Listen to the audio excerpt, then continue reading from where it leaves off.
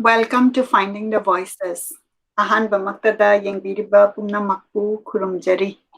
Ngasi akoigi yamna tangla phangaba aigi damaktada yamna emotional oiba numit aina babai haina kauzaba mingoina panjarabada Shri Laishram Nabakumar Singh. Hojik Kwakeithel Thiyam Leikai dagi lengsin biraga akoigi show sida Lengsin biduna laire akoigi interview series si hodringaida aihakna khajiktang Shri Laishram Nabakumar Singh mingoina panjarabada magi maramda khajiktang introduction pijage aduga akoigi ngasigi interview asi hojage aihakna yamna nungsina piingaidagi babai haina kaujarakpani mahaksi football amadi hockey player sana ramba aduga 1957 dagi aduna yamna aihakna tajaningba adugi matamduda akoina sanarakpa hokiba adagi team gi captain oirakpa aduga Manipur se matamdudagi represent tawraga sanabirakpa dagi 1961 the Trau Haibadi Tidim Road Athletic Union the first time championship se Assam Rifle would defeat tawkibasi Laishram Nabakumar Singh team na tawkibani aduga matamduda magi winning goal haibatare adugi goal si lawbagi damakta gold medal ama award tawki masi 1961 daniko akoina ga pokringa gi matamni aduna akoigi yamna athletic world akoigi sports ki world sida yamna lamjing biba babaini aduga 1965 ta su akoina Tazai Pautaza Bakanda Russian football team Gasus Hanarakanda Yamna Nungaiba Adugumba Warisu Masigi interview Sida Hangzaningi Masigumba Nungai Raba team Mayam das Hanaraba Matungda coach Oina Laibiki Laibira Kanda team Kayabu Lamjing Bira Kibani Ayakna Panzabada Loibag Naira Roidaba introduction ni Adubu honor and recognition kitang panzahoge masida FIFA coach training oina Bangalore da Ming na conduct kibada participate to wiki Northeastern Football Development Program under All Manipur Football Association Imphal Dasu participate to wiki All Manipur Football Association honor PBK 1992 the Football Lover Association Manipurna certificate honor PBK 2017 the Hizam Irabod Memorial Charitable Trust Award for Sports 2011 the Pambiki Aduga Matang Tarak Padasu Northeast Kalyan Federation Cup Championship 1997 the recognition PBK Yamna matang sigumba honor and recognition panglaba mingoina panjarabada Shri Laishram Nabakumar Singh bu ahanba maktada Finding the Voices na kurumjari aduga taramna okjari ada babaina ahanbada yamna akoina chawrakpadagi tarakpada yamna nungai ado 19 yamna akoigi mamangi wari haitare ko 1957 dagi play tawrakibase masi gi ningsing biraga babaina wari kitang libiyo akoi haudorak pasida jam almai punchi nomai layo aina namu mango pili 1957 dagi Manipur ki kali matam ako class 9 la kayo tame adagi matang kan dara adum 1965 abo adum kale Ado babaina 1960 1957 si class 9 tamingai dagi sanarakpasi kamaina sanarakpasi haukibano aduga sanabasi da nangri si kamaina taukibano haibadu haibi aina sarabasi angang bisa oyengi langai matongta akoisi kwajenda leire kwajenda matangda kwajen noza jeda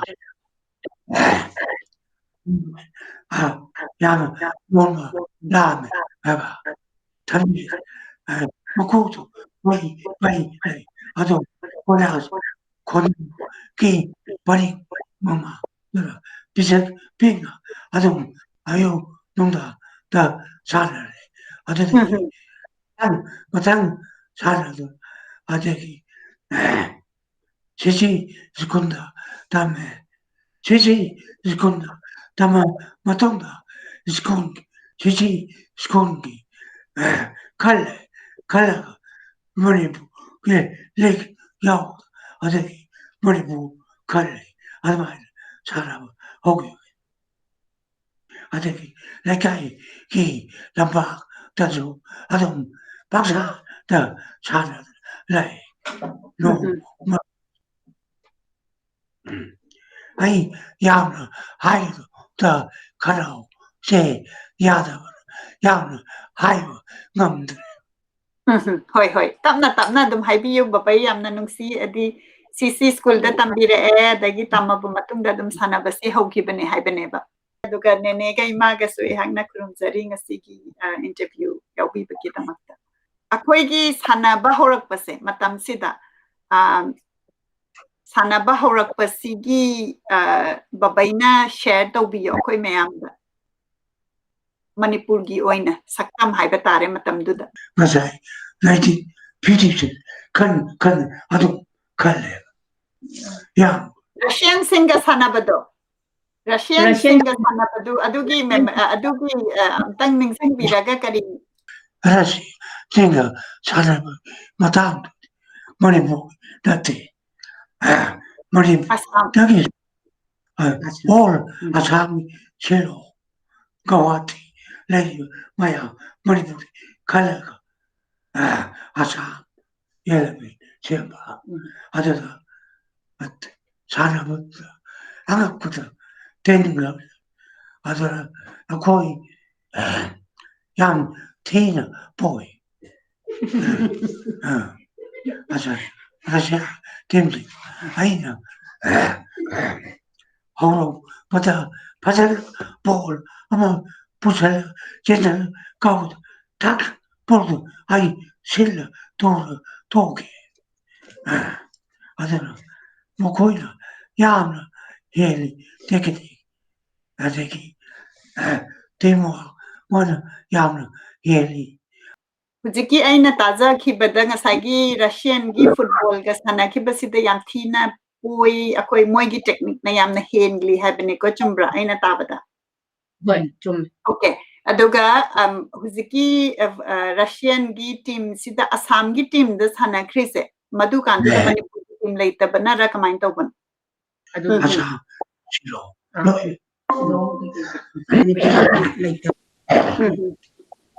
aduga keno saigi trau gida sanarakanda Shri Churachan Memorial Football Tournament se tournament ta babaina score se goal ama chalakanda gold medal phangi bai se adu kitang amtang kana tawuni akoi ta dana tawraga magi timna gol du handokhiba hana podre lebedu handokpaduda nipama khangna harau mangadana ai sai tawdna gold medal lama pini na lauthore ado mama sana thai sengna di pibedi natti lauthokraga dum tumin tokhiba mayam mamdadi okay okay pi rakhitre aduga mana aduda harau baduda lauthokiba akoi ta dana sanaba horopai matangdudi Kwakeithel sida samset makhok mayam pairaga leibeduda anga da pulap oina leibedu mathang kauraga degi sum nungai boy ke boy dum practice torkhiba haidai aduni haiba han ba hogula de aina mukhana ꯑꯩꯈꯣꯏꯅ ꯈꯔ ꯍꯥꯏꯇꯥꯔꯦ ꯑꯗꯩ ꯅꯣꯕꯥꯞꯁꯦ ꯑꯁꯤꯗꯁꯨ ꯑꯃꯨꯛ ꯀꯥꯎꯋꯦꯕ ꯕꯣꯜ ꯊꯥꯡꯉꯩ ꯁꯦꯡꯅ ꯑꯗꯨꯃ ꯑꯩꯅ ꯑꯉꯥꯡ ꯑꯣꯏꯔꯤꯉꯩꯗ ꯈꯔ ꯎꯔꯦ ꯑꯗꯨꯃꯉꯥꯏ ꯑꯗꯒꯤ ꯑꯁꯥꯝꯒꯤ ꯇꯥꯗꯅ ꯀꯦꯞꯇꯦꯟꯒ ꯑꯣꯏꯈꯤꯕꯗꯣ 19 ꯀꯌꯥꯗꯅꯣꯕ ꯒꯨꯋꯥꯍꯥꯇꯤ ꯌꯨꯅꯤꯚꯔꯁꯤꯇꯤ ꯀꯦꯞꯇꯦꯟ ꯒꯨꯋꯥꯍꯥꯇꯤ ꯌꯨꯅꯤꯚꯔꯁꯤꯇꯤꯒꯤ ꯑꯣꯏꯅ 1963ꯗ 1963ꯗ ꯀꯣ ꯑꯁꯥꯝꯒꯤ ꯀꯦꯞꯇꯦꯟ ꯑꯣꯏꯌꯦꯕ ꯒꯨꯋꯥꯍꯥꯇꯤ ꯌꯨꯅꯤꯚꯔꯁꯤꯇꯤꯒꯤ ꯑꯣꯏꯅ 63 ꯑꯗꯣ ꯕꯕꯥꯏꯅ ꯁꯥꯟꯅꯕꯁꯤ ꯐꯨꯠꯕꯣꯜꯁꯨ ꯁꯥꯟꯅꯕꯤ ꯑꯗꯨꯒ ꯍꯣꯀꯤꯁꯨ ꯁꯥꯟꯅꯔꯛꯏꯀꯣ ꯑꯗꯣ ꯑꯅꯤꯁꯦ ꯀꯔꯝꯕꯅ ꯍꯦꯟꯅ ꯅꯨꯡꯉꯥꯏꯅ ꯁꯥꯟꯅꯈꯤ ꯀꯃꯥꯏꯅ ꯇꯧꯋꯦ ꯍꯣꯀꯤꯗ ꯍꯥꯟꯅ ꯍꯧꯔꯝꯕ ꯑꯩ ꯂꯩꯈꯤꯗꯕ ꯑꯗꯨꯅ ꯅꯥꯀꯣꯡ ꯕꯣꯜ ꯁꯥꯟꯅꯧ ꯍꯥꯏꯅ ꯁꯥꯟꯅꯈꯤꯕꯗꯒꯤ ꯑꯩ ꯍꯣꯀꯤꯁꯤ ꯁꯥꯟꯅꯔ ꯃꯔꯝꯅ ꯃꯅꯤꯄꯨꯔꯗ ꯃꯩꯇꯩ ꯃꯆꯥ ꯈꯟꯕꯗ ꯑꯩꯒ ꯑꯁꯥꯝꯒꯤ ꯈꯟꯕꯗ ꯑꯗꯨꯃꯥꯏꯅ ꯑꯩꯁꯦ ꯑꯩꯒꯤ ꯃꯤꯡ ꯍꯥꯏꯅ ꯈꯪꯗꯕ ꯂꯩꯇꯦ ꯑꯩꯅ ꯁꯥꯟꯅꯔꯤ ꯃꯇꯝꯗꯨꯗ ꯌꯥꯝꯅ ꯆꯨꯝꯕꯅꯤ ꯕꯕꯥꯏꯒꯤ ꯃꯤꯡꯁꯦ ꯑꯩꯈꯣꯏꯅ ꯆꯥꯎꯔꯛꯄꯗꯁꯨ ꯌꯥꯝꯅ ꯁꯥꯟꯅꯕꯒꯤ ꯂꯝꯗ ꯇꯥꯖꯔꯛꯏ ꯑꯗꯨꯒ ꯀꯣꯆ ꯑꯣꯏꯅ ꯑꯣꯏꯔꯛꯄ ꯀꯥꯟꯁꯤꯗ ꯀꯣꯆ ꯑꯣꯏꯅ ꯑꯣꯏꯔꯀꯥꯟꯗ ꯃꯌꯥꯝꯁꯦ ꯂꯝꯖꯤꯡꯕꯤꯔꯛꯄꯗ ꯑꯩꯈꯣꯏꯒꯤ ꯗꯤꯁꯤꯄ꯭ꯂꯤꯟ ꯍꯥꯏꯒꯗ꯭ꯔꯥ ꯑꯗꯨꯒꯨꯝꯕꯒꯤ ꯀꯣꯆ ꯑꯣꯏꯔꯛꯄ ꯀꯥꯟꯗ ꯍꯧꯖꯤꯛꯁꯨ ꯑꯩꯈꯣꯏꯗ ꯃꯦꯁꯦꯖ ꯅꯠꯇ꯭ꯔꯒꯅ ꯑꯩꯈꯣꯏꯗ ꯄꯥꯎꯇꯥꯛ ꯍꯥꯏꯕ ꯇꯥꯔꯦ ꯄꯥꯎꯇꯥꯛ ꯑꯃ ꯅꯤꯖꯔꯤ ꯕꯕꯥꯏꯗꯒꯤ ꯁꯤꯡꯗ ꯑꯩꯅ ꯇꯁꯦꯡ ꯍꯥꯏꯗꯤ ꯌꯥꯝꯅ ꯁꯦꯟꯁꯤꯇꯤꯚ ꯑꯣꯏꯕ ꯗꯤꯁꯤꯄ꯭ꯂꯤꯟ ꯂꯩꯕ ꯑꯗꯒꯤ ꯗꯦꯗꯤꯀꯦꯁꯟ ꯀꯠꯊꯣꯛꯄꯒꯤ ꯁꯛꯇꯤ ꯂꯩꯕ ꯑꯗꯨꯅ ꯑꯩꯁꯦ ꯇꯤꯝꯋꯥꯔꯛ ꯏꯁꯥꯒꯤ ꯈꯟꯅ ꯃꯌꯥꯝ ꯈꯟꯕ ꯑꯗꯨꯝ ꯄ꯭ꯔꯦꯛꯇꯤꯁ ꯂꯦꯞꯄ ꯌꯥꯗꯕ ꯃꯔꯝꯗꯤ ꯁꯥꯟꯅꯕ ꯍꯥꯏꯕꯁꯤ ꯄꯥꯡꯒꯜ ꯑꯗꯒꯤ ꯕ꯭ꯔꯦꯟꯒꯤ ꯁꯛꯇꯤ ꯑꯃꯅꯤ ꯀꯣꯆ ꯑꯃ ꯑꯣꯏꯅ ꯑꯩꯈꯣꯏꯒꯤ ꯏꯊꯧ ꯑꯣꯖꯥ ꯑꯃꯅ ꯇꯝꯕꯤꯕ ꯑꯗꯨꯒꯨꯝꯅꯤ ꯑꯗꯨꯅ ꯑꯉꯥꯡꯁꯤꯅ ꯌꯥꯝꯅ ꯄꯨꯛꯆꯦꯜ ꯁꯦꯡꯕ ꯇꯥꯕ ꯊꯃꯣꯏ ꯁꯦꯡꯅ ꯀꯠꯊꯣꯛꯄ ꯉꯝꯕ ꯇꯥꯕ ꯑꯗꯒꯤ ꯗꯤꯁꯤꯄ꯭ꯂꯤꯟ ꯑꯁꯤ ꯂꯩꯇ꯭ꯔꯗꯤ ꯑꯐꯥꯎꯕ ꯃꯤ ꯀꯩꯗꯧꯕꯗꯁꯨ ꯑꯣꯏꯕ ꯉꯝꯃꯣꯏ ꯃꯁꯤ ꯈꯨꯗꯤꯡꯃꯛ ꯆꯜꯍꯟꯅꯤꯡꯉꯤ ꯌꯥꯝꯅ ꯅꯨꯡꯁꯤꯕ ꯄꯥꯎꯖꯦꯜꯅꯤ ꯑꯩꯈꯣꯏꯅ ꯀꯣꯆ ꯑꯃ ꯑꯣꯏꯔꯛꯄꯒꯤ ꯑꯗꯨꯒ ꯑꯩꯈꯣꯏꯗꯁꯨ ꯍꯧꯖꯤꯛ ꯍꯧꯖꯤꯛ ꯂꯥꯏꯐꯀꯤ ꯑꯣꯏꯅ ꯁꯤꯟꯁꯤꯌरिꯇꯤ ꯂꯩꯕ ꯗꯦꯗꯤꯀꯦꯁꯟ ꯂꯩꯕ ꯇꯤꯝ ꯁ꯭ꯄꯤꯔꯤꯠꯀꯤ ꯈꯟꯕ ꯏꯁꯥꯒꯤꯗꯪ ꯑꯣꯏꯅ ꯈꯟꯗꯕ ꯑꯗꯨꯒ ꯄ꯭ꯔꯦꯛꯇꯤꯁꯁꯦ ꯂꯦꯞꯇꯕ ꯑꯗꯨꯒ ꯌꯥꯝꯅ ꯄꯨꯛꯆꯦꯜ ꯁꯦꯡꯕ ꯍꯥꯏꯕꯁꯤꯅꯤ ꯕꯕꯥꯏꯅ ꯑꯩꯈꯣꯏꯗ ꯄꯥꯎꯇꯥꯛ ꯄꯤꯔꯤꯕꯁꯤ ꯌꯥꯝꯅ ꯐꯖꯕ ꯌꯥꯝꯅ ꯅꯨꯡꯁꯤꯕ ꯑꯩꯈꯣꯏꯅ ꯅꯨꯡꯇꯤꯒꯤ ꯑꯩꯈꯣꯏꯒꯤ ꯍꯟꯗꯛꯀꯤ ꯍꯦꯄꯤ ꯅ꯭ꯌꯨ ꯏꯌꯔꯒꯤ ꯑꯣꯏꯔꯛꯄꯁꯤꯗ ꯕꯕꯥꯏꯅ ꯄꯤꯄꯜ ꯑꯣꯐ ꯃꯅꯤꯄꯨꯔꯁꯤꯒꯤ ꯐꯥꯔꯁ ꯒꯦꯁ ꯁ꯭ꯄꯤꯀꯔ ꯑꯣꯏꯔꯤꯕꯅꯤ ꯃꯁꯤꯗꯩꯁꯤꯗ ꯑꯩꯈꯣꯏꯗ ꯃꯁꯤꯒꯤ ꯄꯥꯎꯇꯥꯛꯁꯤꯅ ꯑꯩꯈꯣꯏ ꯃꯌꯥꯝꯒꯤ ꯆꯍꯤ ꯑꯁꯤ ꯍꯧꯍꯟꯕꯒꯤꯗꯃꯛꯇ ꯌꯥꯝꯅ ꯅꯨꯡꯉꯥꯏꯕ ꯑꯃ ꯄꯣꯛꯆꯩ ꯑꯩꯉꯣꯟꯗ ꯃꯁꯤ ꯇꯥꯕꯗ ꯑꯩꯈꯣꯏꯒꯤ ꯊꯥꯒꯠꯆꯔꯤꯒꯤ ꯃꯅꯤꯄꯨꯔꯗ ꯃꯤ ꯑꯃꯇꯪ ꯊꯥꯒꯠꯄꯤꯌꯣ ꯕꯕꯥꯏꯅ ꯑꯩꯒꯤ ꯏꯈꯥꯒꯤ ꯑꯉꯥꯡ ꯑꯣꯏꯔꯁꯨ ꯑꯩꯅ ꯈ꯭ꯋꯥꯏꯗꯒꯤ ꯅꯨꯡꯁꯤꯖꯕ ꯍꯥꯏꯗꯤ international yam yut phang pap kano pasanta kabui oh aina yamna nuksijaba player amre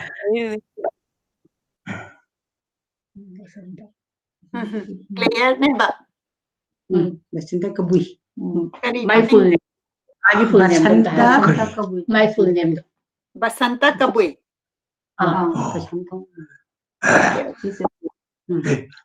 Masu football player amane football player neba okay kachamdo kabui chamani ka hujiki do play hujiki pupuna thagat pamido adugi maming do Basanta Kabui from Kaisamthong Kabui Khul okay Kaisamthong, Kabuikul. Youth Indian player. Youth international player. Okay, youth international player never. Imana hangmingba question do hangbiro. I hang tadagi maramda ina aingondagi khangja hobasing mathang amtang jarake. Hoy. Maktada aina tadabu ibungbu kuramjari aduga loina na I have tadagi mafamda I hangna tungbangam la roida bala manam khatang I hangna ningsang jabada haijaba taragadi angang oringai matamda tadana isi yam luna tauba adu tadaga aigi inau Chitra ga bu popi ba aigi dibaji han haina khwagi ahan oibanina akoina khwagi ahan sida baji han haina kauba aigi papa gi di mayamba oiba tumai tawdana aina baji han chi na su yam luna tawraga aise aigi ipagi sagai romda attachment se tawnaba yam kanna hotna birakpa baji han buchu laiwe graba buchu ai hana kuramjari aduga aigi ibung amadi inau nupi siga chu aiga bonding tawna na baina akan ba aigi tongana yokraba mafam amadagi chingchallaga ina khangjari ba punamakse ai ibung sibu amadi inau nupi buchu aina mafam sida ai keno thagachari aduga loina na aigi inau nupi Chitra sina khara angang oiringai akhoi tadana Dimapur da taringai da akhoi se train tongbagi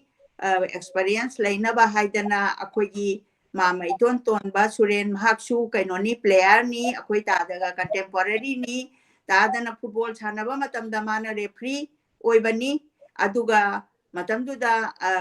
kainogina akhoi nambun mabangi referee sina tamo iboya na oibani aduga tidimgi puthora uhaigana Khomdram surena oiba adumaina tawdana akhoi se ai ichamakse sanaba yengbada football yengba chatpada aduga sanaba yengba sida aigi nungai jabase adumaina oigibani adumain tawdana akhoi se ahan bada Guwahati da Chitra ga ibani inau siga ibani ma kauramadra khangde madi khara ngang oiri aina chahi around about 4-5 years muki difference ani ado aigi ibung keno akhoi Laishram Nabakumar Juji phambiri ge basi Dimapur da tarami adaiduda tadana aigi nakta law isan animak haidana tadagi office da akhoi angang oringai da changbada tadana pija pithaktana adumaina tawramakanda Dimapur dagi akoina bus kumtharaga train sina mu Guwahati tana chatkadoba adugi khongchattuda ibungna akoida tawbi aingonda nungsina aigi nau nupida tawbirakpado ai hujipau kawba laite kawjade aduga amuk loina na ai se kharaga chawkhale ai se round about ai college makti tamonggiroidra akhoi tadagi football yengba final tidimgi final hek sanabase akhoi gi mama iton tombana su ai siam nun tawba tadana su luna tawba aduna moi final akhoi tidim road athletic and team na ne masi se final sanadori adudi noi yengba yade haidana Manipur ki phibam se kamaina lairongge na haibabu kangjebung suda mapan kangjebung sida su sanai aduga Assam Rifle gi manung sida su sanai phambam se kaidawi una upakna iho raga belkoni haibadi round do adumaina sanaraga koise aduda phamaga sanabasi amna yengjarai adumain tawdana akhoi tadana ihan han baina kawba ngamaroidaba amakhak panjaragadi yamna di yengai kangjebungda mapan kangjebungda tadana kano football kaurakpa akhoi mama iton tombana referee oirakpa sugumba mayam amadi puraga moina yengbado adugi manungduda aigi khwaidagi aina kawdabasi kanoni mohon baganga Manipur gi timga tidim road kiga tidim gi kano chana basiga final kar aba matam ngachi se final nomine haibasida aigi ine Laishram gi ine ama kano Laurembam ongbi ine dusu ine mayamna aisaluna tawi adu moisu yam yengba adu ine nasu ai nata phamura oina khoi kausalaga mohon bagan sanabasida di thawai se nik lawi sanaba yaudраga su akhoi ga Mohon Bagan ganiko haina Mohon Bagan ki team sina matamduda chawba wangbachi hekta Manipur gi tidim road ki sanaroi singdudi pitru pikpa aduga di sanabase final se haurakan sida moina sumkaraba ball se adagi akhoi ta dagi maming se akhoi ine duna ne asna ba kausalo na ba chelu haibase manung da sanari ba ta da hoi se taraba bhauda akhoi na laujei ai isadi yaujade matamduda ine sina anamba tawi adumain tawrakanda minute taragi matam sida moi Mohon Bagan sina kanone goal se chan greba minute tara loge tawbagi mamang bhaugi manung sida haubadagina adu kamai amuk tawe bo akhoi se pora banena akhoi wakhan loi chondarure akhoi se pora banena aduga aigi bung aina di ta daina kaujaba tana bachina mana khukau anirak id once nate amukau basida goal se goal post laiba goalkeeper sina phaba ngamdaba na hangai adum pharaga lakpa sina numituda ta dagi ball se lai ma tonghidana golam handoe adagi mo akhoi haraudana ta da kausalo ta dagi maming sida haigre aduga second du da su minute ani ohungi manungda goal ama muksalle adagi last su amu minute ani ohumda ngairakanda moigi goal ohumdo mathang handoptana aroiba goal se akoina lauradana porakhiba numito adu sanagi kano atoba charchura chan memorial sanagi goal se akoigi tidim road na phangiba hanbani madu hujiki dadana ngasai haibi griba ngasai gi kano do insok tu di madaiduda dum yauramani aina exact madu haijabadidi ai ngamjadre Mohon Bagan dagi akoina loghiba tidim road na aduga next to su chahi ani suba chahi du so akoi isa si yengjai madudadi mapan kangjai bungda sanai adu mapan kangjai bungda sanabado khara di khara khana saina ba khara thoi maramdi kaino sina madudi Mohon Bagan ga natre Manipur gi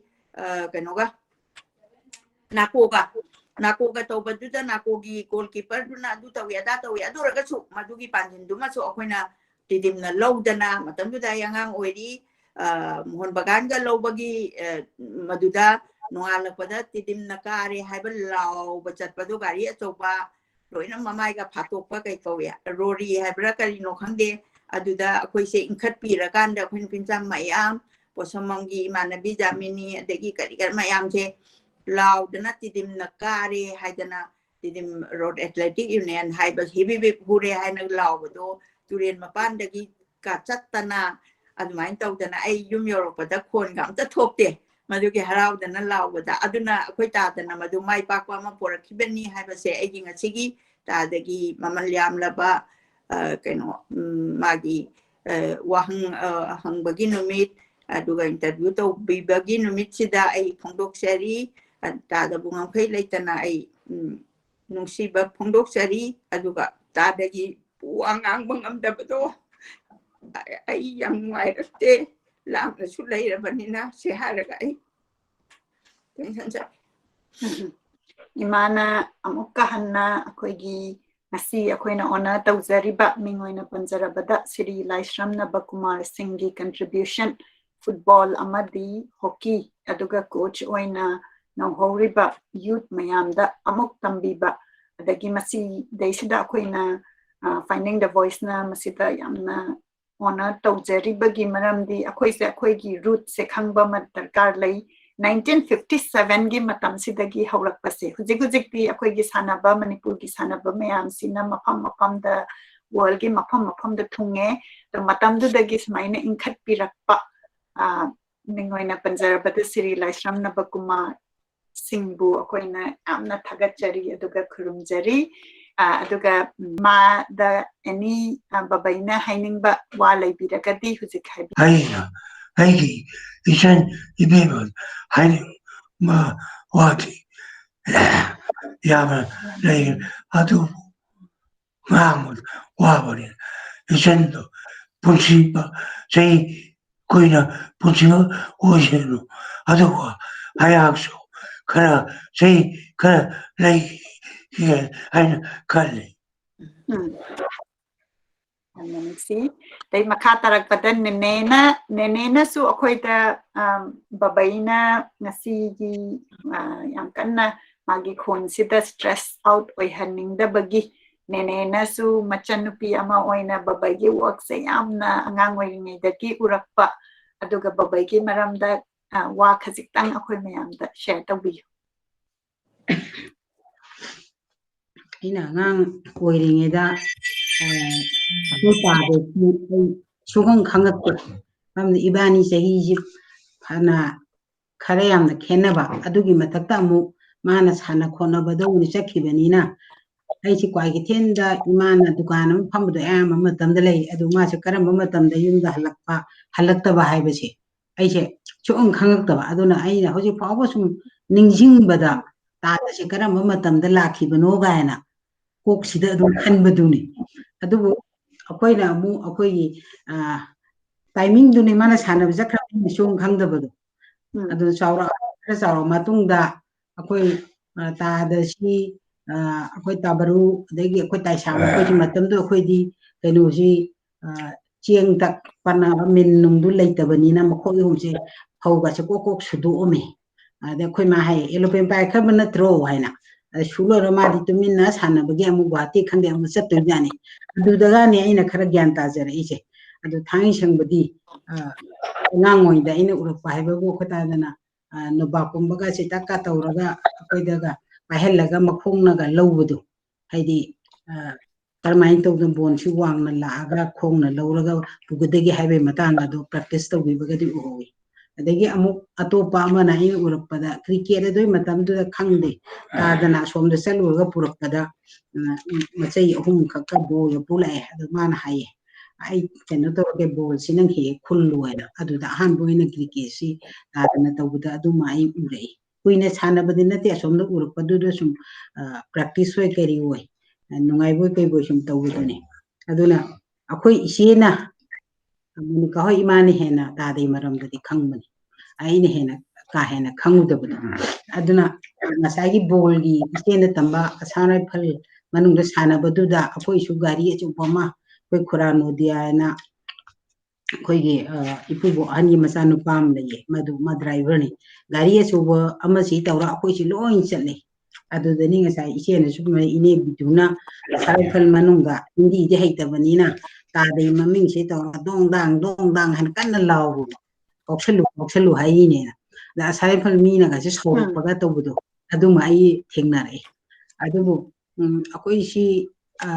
adagi akoi gi kaino gi waina ohum lak su lo ta di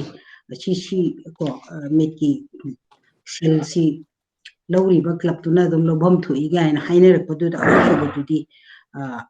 goalkeeper nara kai do baino e di maram de khangdre akoi la hodre na hai imana hai khondrangi idhau le ngi de di mana president le banina football gi khangde sana bagi se am khondram ni idhau hoina sin khotena tawi adeida koi mana hangi pabung ngasi bol kanana regre na adeida harami idhauna hare free na la hora bani hen adei sauna dana mayam si tawgi ba adu magadi sum khara u howi adu thoidongna ka hena di khangudre aduga koi tadana mapalom chalu sanaru bane na ngasai Russian gitingba sanaru bi matang du da makoina akoi gi Air India gi koi symbol ma logo ma du puri present to wi ga na pudna ga de lakhi adu ma ai khangjawi aduga photo nung do tai kano da Kerala rom na sana ba selu bagi matang gi yam pacha ba aduga koi khadadi ugi adu akoi gi imung da preserve to gi habit sel laita ine pilu ga chu pitho ki dem baw le da ba amadi ai thengna jai adu chima aina khangjabani aduga tadana maruina Manipur gi sanaroi basanta ko koina tadana ga paliba ma adagi akoi isena di akoi mamton forensi referee oina lekai oina sum tawani sanabadadi Manipur gi traw oina hokana tamne akoi mamton si bek oina dum sanai bek oina sanaba he adagi ꯑꯩꯈꯣꯏꯒꯤ ꯂꯩꯀꯥꯏꯒꯤ ꯑꯣꯏꯕ ꯑꯣꯏꯅ ꯇꯧꯈꯤꯕꯒꯤ ꯑꯗꯨ ꯍꯧꯗꯣꯛꯄ ꯅꯨꯃꯤꯠꯇꯣ ꯂꯣꯏꯅꯃꯛ ꯑꯩꯈꯣꯏ ꯌꯥꯎꯗ ꯌꯥꯔꯣꯏ ꯅꯥꯀꯣꯔꯩ ꯍꯥꯏꯅ ꯀꯧꯕꯗꯨꯃ ꯑꯗꯨ ꯑꯇꯣꯞꯄꯗꯤ ꯑꯩ ꯀꯥ ꯍꯦꯟꯅ ꯈꯪꯗꯦ ꯑꯗꯨꯕꯨ ꯑꯩꯈꯣꯏꯒꯤ ꯑꯍꯜ ꯂꯃꯟ ꯍꯥꯏꯗꯤ ꯁꯥꯟꯅꯕ ꯊꯋꯥꯏ ꯌꯥꯎꯕ ꯃꯤꯅꯗꯤ ꯑꯩꯅ ꯑꯣꯐꯤꯁ ꯈꯪꯗꯦ ꯑꯃ ꯈꯪꯗꯦ ꯀꯔꯤꯒꯨꯝꯕ ꯆꯠꯄ ꯈꯣꯠꯄꯗ ꯅꯪ ꯂꯕꯩ ꯃꯆꯟ ꯅꯠꯇ꯭ꯔꯣ ꯍꯥꯏꯅꯒꯗꯤ ꯌꯥꯝꯅ ꯂꯨꯅ ꯇꯧꯕꯤꯔꯛꯏ ꯊꯣꯏꯗꯣꯛꯅ ꯑꯩ ꯀꯔꯤ ꯈꯪꯕ ꯅꯠꯇꯕ ꯑꯗꯩ ꯁꯥꯟꯅꯕ ꯅꯍꯥꯔꯣꯜꯁꯤꯡꯅꯁꯨ ꯇꯥꯟꯅꯕꯒꯤ ꯃꯆꯟ ꯅꯠꯇ꯭ꯔꯣ ꯍꯥꯏꯅꯒꯗꯤ ꯑꯗꯨꯝ ꯍꯥꯏꯕꯤꯔꯛꯏ ꯑꯗꯨꯃꯥꯏꯅ ꯑꯗꯒꯤ ꯑꯩꯈꯣꯏꯒꯤ ꯑꯃꯨꯛ ꯑꯩꯈꯣꯏ ꯍꯤꯡꯒꯣꯜ ꯅꯨꯡꯁꯤꯗ ꯑꯩꯈꯣꯏꯒꯤ ꯕꯥꯖꯦꯜ ꯑꯩꯈꯣꯏꯒꯤ ꯏꯄꯨꯕꯣꯛ ꯑꯍꯜꯒꯤ ꯃꯆꯥ ꯅꯨꯄꯥꯁꯦ ꯑꯩꯈꯣꯏ ꯕꯥꯖꯦꯜꯁꯤ ꯈꯔꯁꯨ ꯐꯤꯡꯕ ꯍꯥꯏꯇꯥꯔꯦ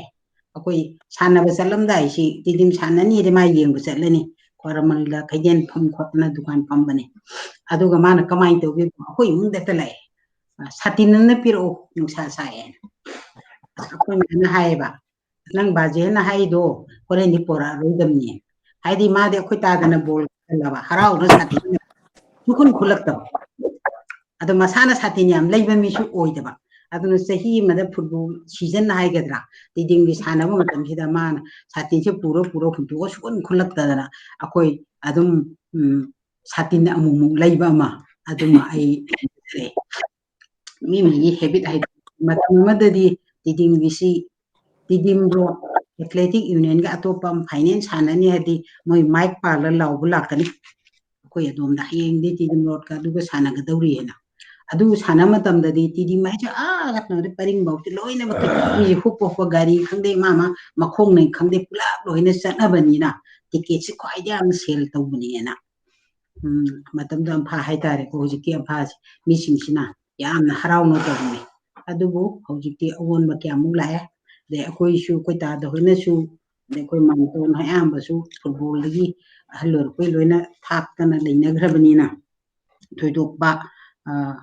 ꯌꯥꯝꯅ ꯍꯦꯟꯅ ꯊꯋꯥꯏ ꯌꯥꯎꯁꯤꯜꯂꯨꯗ꯭ꯔꯕ ꯍꯥꯏꯒꯗ꯭ꯔꯥ ꯑꯗꯨꯒꯨꯝꯕ ꯑꯃꯗꯪ ꯂꯩꯔꯛꯏ ꯑꯗꯣ ꯑꯩꯈꯣꯏ ꯇꯥꯗꯒꯤꯅ ꯃꯥꯒꯤ ꯍꯥꯏꯕꯨ ꯈꯔ ꯐꯤꯡꯕ ꯍꯥꯏꯇꯥꯔꯦ ꯃꯥ ꯐꯤꯡꯕꯁꯤꯅ ꯋꯥ ꯉꯥꯡꯕꯗ ꯈꯪꯗꯦ ꯈꯔ ꯇꯞꯅ ꯉꯥꯡꯕꯁꯨ ꯌꯥꯗꯦꯗ ꯃꯥꯒꯤ ꯈꯣꯜꯒꯤ ꯚꯣꯀꯦꯜ ꯕꯣꯛꯁ ꯑꯃ ꯄꯦꯔꯥꯂꯥꯏꯁ ꯇꯧꯔꯤꯁꯦ ꯑꯩꯈꯣꯏꯅ ꯍꯥꯏꯌꯦ ꯃꯥ ꯐꯤꯜꯗ ꯁꯥꯟꯅꯕꯗ ꯇꯝꯕꯤꯕ ꯅꯠꯇ꯭ꯔꯒ ꯀꯩꯅꯣ ꯇꯧꯕꯗꯒꯤ ꯁꯣꯛꯈꯤꯕ ꯑꯣꯏꯔꯅꯤ ꯀꯟ ꯂꯥꯎꯕꯗꯒꯤꯅ ꯑꯩꯈꯣꯏꯅ ꯍꯦꯛ ꯉꯥꯡꯉꯦ ꯅꯍꯥꯟꯋꯥꯏ ꯑꯃ ꯑꯩꯅ ꯈꯪꯅꯕ ꯇꯥ ꯁꯥꯃꯨ ꯑꯣꯏꯅ ꯑꯃꯈꯛ ꯂꯥꯛꯑꯝꯃꯦ ꯑꯩꯈꯣꯏ ꯇꯥꯗꯩ ꯃꯇꯨꯡ ꯌꯥꯝ ꯏꯜꯂꯤ ꯃꯥꯁꯤ ꯁꯥꯟꯅꯕ ꯌꯥꯎꯅꯦꯅ ꯑꯍꯥꯟꯕꯗ ꯀꯥꯡꯖꯩꯕꯨꯡꯗ ꯊꯣꯛꯄꯗ ꯑꯩꯈꯣꯏ ꯇꯥꯗꯅ ꯅꯪ ꯑꯗꯨ ꯇꯧꯒꯗꯕꯅꯤ ꯑꯗꯥ ꯇꯧꯔ ꯄꯪꯂꯥꯎ ꯀꯟꯅ ꯆꯩꯔꯒ ꯉꯥꯡꯉꯛꯑꯦꯅ ꯑꯁ ꯑꯩꯁꯤ ꯕꯣꯜ ꯁꯥꯟꯅꯗꯧ ꯅꯠꯇꯦꯗ ꯇꯥꯗꯅ ꯂꯧꯃꯟꯅꯦꯅ ꯑꯩꯁꯦ ꯈꯪꯉꯦ ꯑꯗꯨ ꯇꯣꯛꯑꯅꯤ ꯍꯥꯏꯅ ꯇꯣꯛꯈꯤꯕꯁꯨ ꯌꯥꯎꯋꯦ ꯃꯁꯥꯅꯁꯨ ꯍꯥꯏꯖꯃꯤ ꯑꯁ ꯃꯥꯅ ꯇꯥꯅ ꯂꯥꯎꯁꯤꯅ ꯒ꯭ꯌꯥꯟ ꯑꯃ ꯇꯥꯗ꯭ꯔꯦ ꯀꯥꯏꯅ ꯑꯗꯨꯒꯨꯝꯕ ꯑꯗꯨꯒꯤ ꯀꯟꯅ ꯈꯣꯠꯄꯗꯨꯅ ꯁꯣꯏꯅꯤ ꯍꯥꯏꯅꯁꯨ ꯄꯥꯏ ꯑꯁꯦꯡꯕꯗꯤ ꯑꯩꯈꯣꯏꯁꯨ ꯍꯥꯏꯕꯗꯤ ꯉꯝꯗꯦ ꯑꯗꯨ ꯐꯨꯠꯕꯣꯜꯒꯤꯅꯤ ꯍꯥꯏꯗꯤ ꯑꯩꯈꯣꯏ ꯏꯃꯨꯡꯒꯤꯗꯃꯛꯇꯗꯤ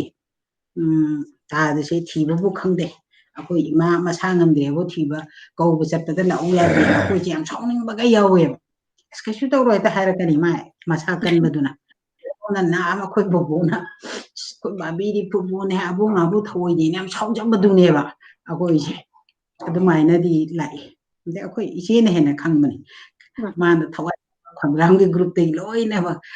ꯁ꯭ꯄꯣꯔꯠꯁꯀꯤ ꯃꯔꯨ ꯑꯣꯏꯅ ꯂꯥꯛꯄꯅꯤꯅ ꯑꯩꯅ ꯇꯥꯗꯦ ꯃꯔꯝꯗ ꯈꯪꯉꯤꯕ ꯍꯥꯏꯗꯨꯕꯨ ꯁꯤ ꯈꯛꯇꯅꯤ ꯍꯥꯏꯕ ꯇꯥꯏ ꯑꯗꯩ ꯑꯇꯣꯞꯄ ꯃꯥꯒꯤ ꯃꯈꯥꯒꯤ ꯇꯝꯕꯤꯈꯤꯕ ꯁꯥꯇ꯭ꯔ ꯃꯌꯥꯝ ꯏꯟꯗꯤꯌꯥꯒꯤ ꯑꯇꯣꯞꯄ ꯁ꯭ꯇꯦꯠꯁꯤꯡꯗ ꯍꯧꯖꯤꯛꯇꯤ ꯑꯍꯟꯕꯨ ꯑꯣꯏꯔꯝꯃꯤ ꯀꯣꯆꯀ ꯌꯥꯝ ꯑꯣꯏꯕ ꯌꯥꯝ ꯌꯥꯎꯈ꯭ꯔꯦ ꯑꯗꯣ ꯅꯍꯥꯟꯋꯥꯏꯗꯤ ꯃꯈꯣꯏꯁꯦ ꯌꯥꯝ ꯇꯣꯏꯅ ꯐꯣꯟ ꯍꯦꯛ ꯇꯧꯔꯛꯑꯝꯃꯤ ꯁꯥꯟꯅꯔꯝꯗꯥꯏꯗ ꯑꯗꯨ ꯇꯧ ꯑꯣꯖꯥ ꯑꯩꯈꯣꯏ ꯁꯤꯗ ꯑꯩꯈꯣꯏ ꯄ꯭ꯂꯦ ꯂꯩꯔꯦ ꯑꯗꯨ ꯇꯧꯕꯤꯌꯨ ꯑꯗꯥ ꯇꯧꯕꯤꯌꯨꯒ ꯍꯥꯏꯅꯁꯨ ꯑꯗꯨꯒꯨꯝꯕꯗꯤ ꯌꯥꯝ ꯇꯣꯏꯅ ꯊꯦꯡꯅꯔꯝꯃꯤ ꯍꯧꯖꯤꯛꯇꯤ ꯍꯥꯏꯔꯤꯕ ꯃꯌꯥꯝꯗꯨ ꯑꯌꯥꯝꯕꯅ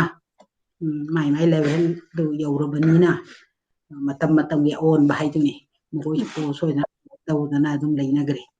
ꯑꯗꯨ ꯊꯣꯏꯗꯣꯛꯄꯗꯤ ꯀꯥ ꯍꯦꯟꯅ ꯍꯥꯏꯅꯤꯡꯉꯥꯏ ꯂꯩꯖꯗꯦ ꯃꯔꯝꯗꯤ ꯑꯩꯅ ꯉꯁꯥꯏ ꯃꯃꯥꯡꯗ ꯄꯟꯖꯈꯤꯕꯗꯣ ꯇꯥꯗꯁꯤ ꯑꯩꯒ ꯄꯣꯛꯃꯤꯟꯅꯕꯅꯤ ꯅꯠꯇ꯭ꯔꯒ ꯑꯩ ꯏꯊꯛꯇ ꯏꯕꯨꯡ ꯑꯃ ꯂꯩ ꯅꯠꯇ꯭ꯔꯥ ꯑꯗꯨ ꯂꯩꯒꯁꯦ ꯁꯨꯝ ꯈꯪꯉꯛꯇꯦ ꯁꯤ ꯀꯣꯟꯅ ꯀꯥꯏꯅꯗꯪꯗ ꯈꯪꯉꯛꯄꯒꯤ